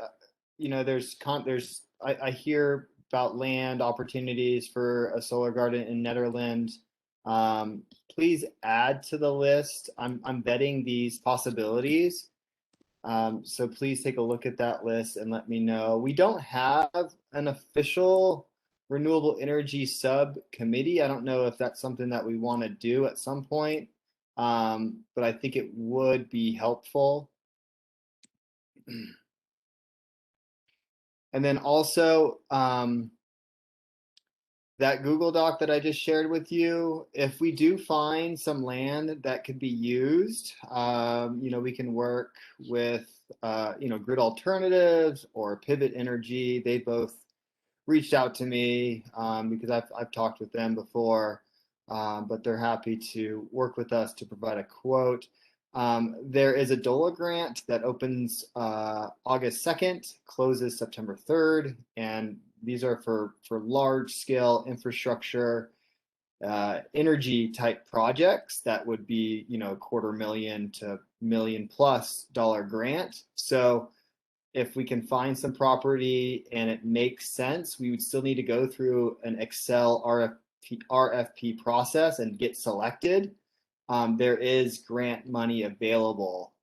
So there's that, and I'll send you all the grant opportunity. The Excel's RFP process is highly competitive, and it's a long shot for Netherlands based on Netherlands' likely location of getting that energy back to the grid. The transmission cost will be a lot greater than anything that Denver puts onto the grid. So it's hard for Netherlands to do a local community solar garden, but Excel is looking at revising their RFP evaluation process to include equity in the conversation. So I'm part of that conversation as well. But in any case, please take a look at that Google Doc. If there are other locations that are worth looking at, just throw it on there. If you have more information on the point of contact, please put it there. I'm vetting these locations to see if a community solar garden makes sense. Is the roof of the water treatment plant one of the places? Yep. Yeah, I know you and Chris were talking all about that, so I put all that information on there. Okay, thank you.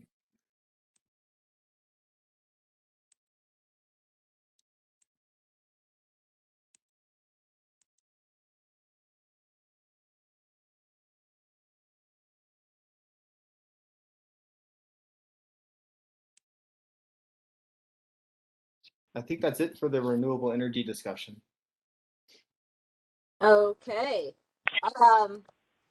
I think that it would be great to next meeting create a renewable energy subcommittee and get Erica and one or two other staff members that want to be on that, so that you guys can really facilitate more meetings without the barriers of sunshine and all that kind of stuff to get things done and off the ground and moving. And also be able to pull in some more people, some people that were working on the Climate Together Netherlands group and that kind of stuff.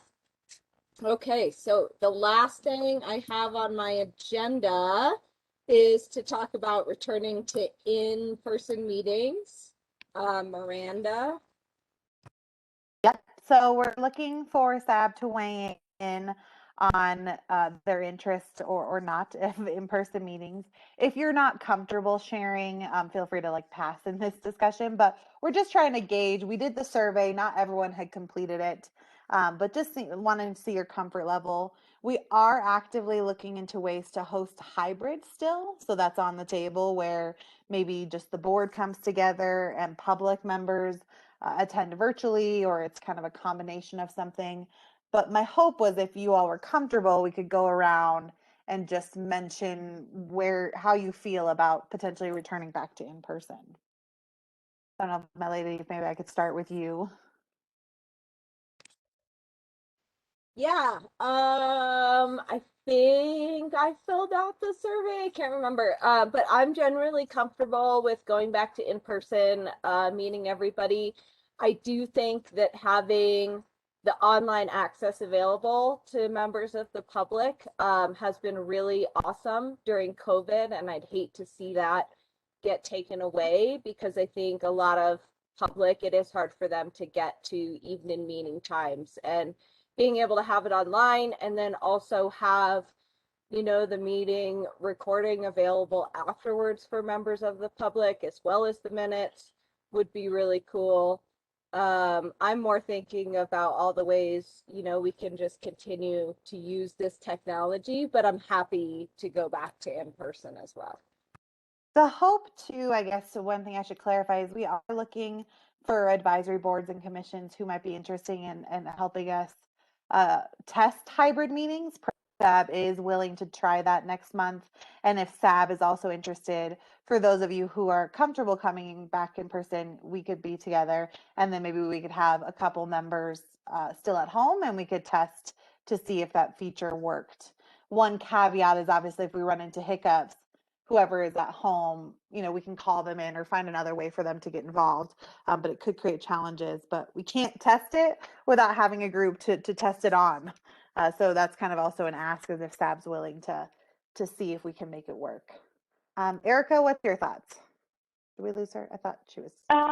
I did fill out the survey. I am very similar to Melody. I think it's great to have options. I feel comfortable meeting in person and would be excited for that additional layer of collaboration and interactions. I miss the in-person meetings and just the camaraderie and, just casual things that would come out of those conversations too. So I agree. I think the hybrid where people can decide based on the meeting is great. I would request that we're in the larger upstairs kind of BOT meeting room and not in the small room at the community center. Do you know if that's possible, Miranda? Yeah, ProSab had the same ask, and I think the only time that becomes a challenge is when ProSab and SAB are forced to meet on the same night. So the ask moving forward is when we hit those holidays, let's not overlap like that. But yes, it's definitely, I've already talked to Dawn. We've agreed that it's not appropriate for all of us to be in that small conference room, so it'll always be in the multi-purpose room. Okay, that sounds great. I also respect what others think, though. If some people are just not comfortable with that, Sure. that I understand that as well.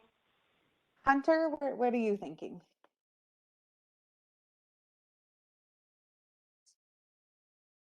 If you're there, you're muted.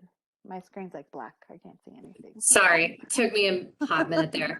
I miss meeting in person. Like I'm with Erica. I totally miss the camaraderie. I think it's more collaborative. I just feel like it's nice to have that human connection. I feel totally comfortable meeting in person. That said, I do think it's important to have the option, like for whatever reason, if somebody has a sick kid or it just works out better for the family unit for that one time to be able to call in, I think that is a nice option to have rather than missing the meeting completely. Great. Obviously, Constance and Liz, you have not been a part of our in person, but just kind of your comfort level of meeting face to face and how you might feel about that. Constance, do you want to go next? Sure. I feel pretty good about meeting in person. I'd love though to keep the online option open, as some people already mentioned, just in case. Yeah, just to make it easier to join meetings in case something comes up. Sure, yeah. Liz? Well, I feel the same way. I do think that sharing space really is a more powerful experience. Um, but I'm also pretty spoiled about being under my favorite blankie and wearing my comfy sweater at home while we're doing this. I feel you. I do miss my sweatshirt days where it's like just jeans and a sweatshirt. Alan, what about you? You can still come in that wear if you want, Liz. You can bring your blanket and just get real comfy. Yeah, I'm Alan? fine with meeting. I'm fine with meeting in person. I like the Okay. idea of retaining the option for people that can't do it. We could do a Okay. hybrid. So my recommendation then would be in July we meet in person, and since the whole board is interested, perhaps we could maybe Karen Blakemore, who's on here with us as a community member, or we can always have like Peter test the hybrid piece from home, and we'll see if he's able to join, because I would hate to lose someone just kind of over testing it. So we've got a team on standby who are willing to jump in on any meeting that happens and test that component. So if you all are open, that would be my recommendation, is that July, it's like the 22nd, we do multi-purpose room.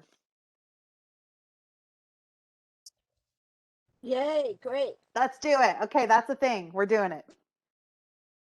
Oh, and Garrett, I'm sorry, Garrett, how do you feel? I'm just assuming you're coming. No, yeah, that's I filled out the survey. Everything that was said sounds Yeah. great. Okay. I'm just assuming Garrett's always going to be here, even though he doesn't live anywhere near us. Okay, that's our plan then. In person next month. It's a long time coming. We haven't seen each other, most of us, face to face in a while. I know, right? It's going to be so wonderful and weird at the same time to go back to Paul. Agreed. Can't wait. All right. And then like I don't know, Karen, I know Karen Blakemore, you're traveling, but perhaps if you're around, it could also be part of maybe our hybrid test group. Would you be open to that? I can do that. I'll That'd be be back great. by the 22nd. Okay. So I'll kind of maybe just connect. We'll connect with you, myself, or Peter, and kind of work. I mean, you'll just join WebEx like you do normally, and we'll Yep. see, and you'll just let us know if it's working or not. That sounds good. Cool. Thanks. Okay. And then before, I know we're getting towards the end, I just wanted to bring up what Karen had actually put in the chat, is that we've released the visions for 2030 and Vision 2030. We're hoping to get your input on the final draft of those vision statements. And so would ask that you go on to she put the link right in here, but you can also go onto our vision website page. But those are due by the 9th of July. And so we'd just love to, what you do is you'd rank the statements on whether or not you approve of them or disapprove of them. And then if you have any comments, and I'll follow up with an email as well, but would love your feedback, especially since this committee works so much with Karen and the environmental sustainability group. I'm just getting kind of your final buy-in on those vision statements. So please take a look at that when you get a chance.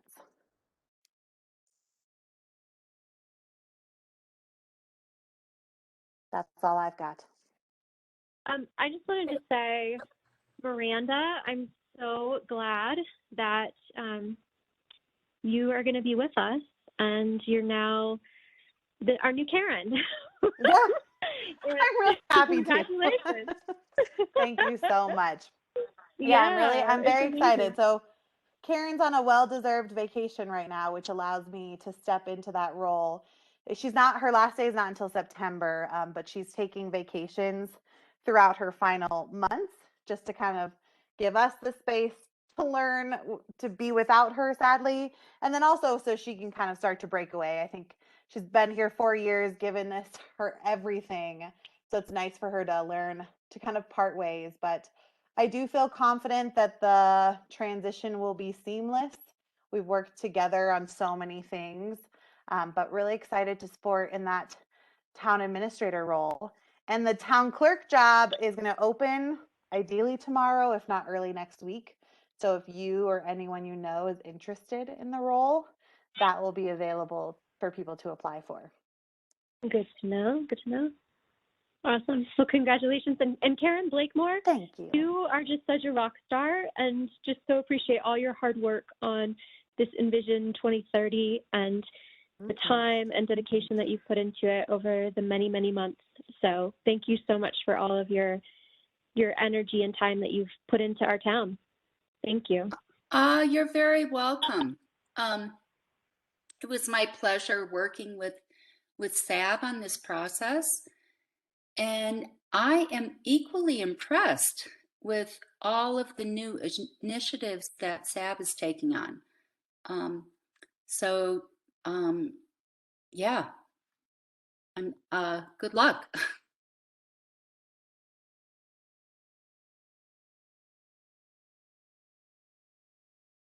Okay, does anybody else have any other business?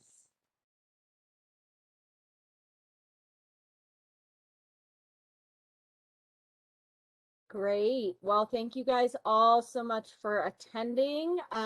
We got done about 20 minutes over time, so not too bad considering. Be sure to fill out the scorecard regarding the Safer Main Streets project before the next meeting. Send in any feedback on the Envision 2030. I'll put the link to that in the minutes as well. If anyone is able to come and help me at the farmers market this Sunday from 10 a.m. to 2 p.m., contact me, let me know. We'd love to have you. And I think that's all. And I will adjourn the meeting at 9:08 p.m. Thanks, everyone. Thanks, everyone. Thanks. Have a good weekend. Thank you. Bye.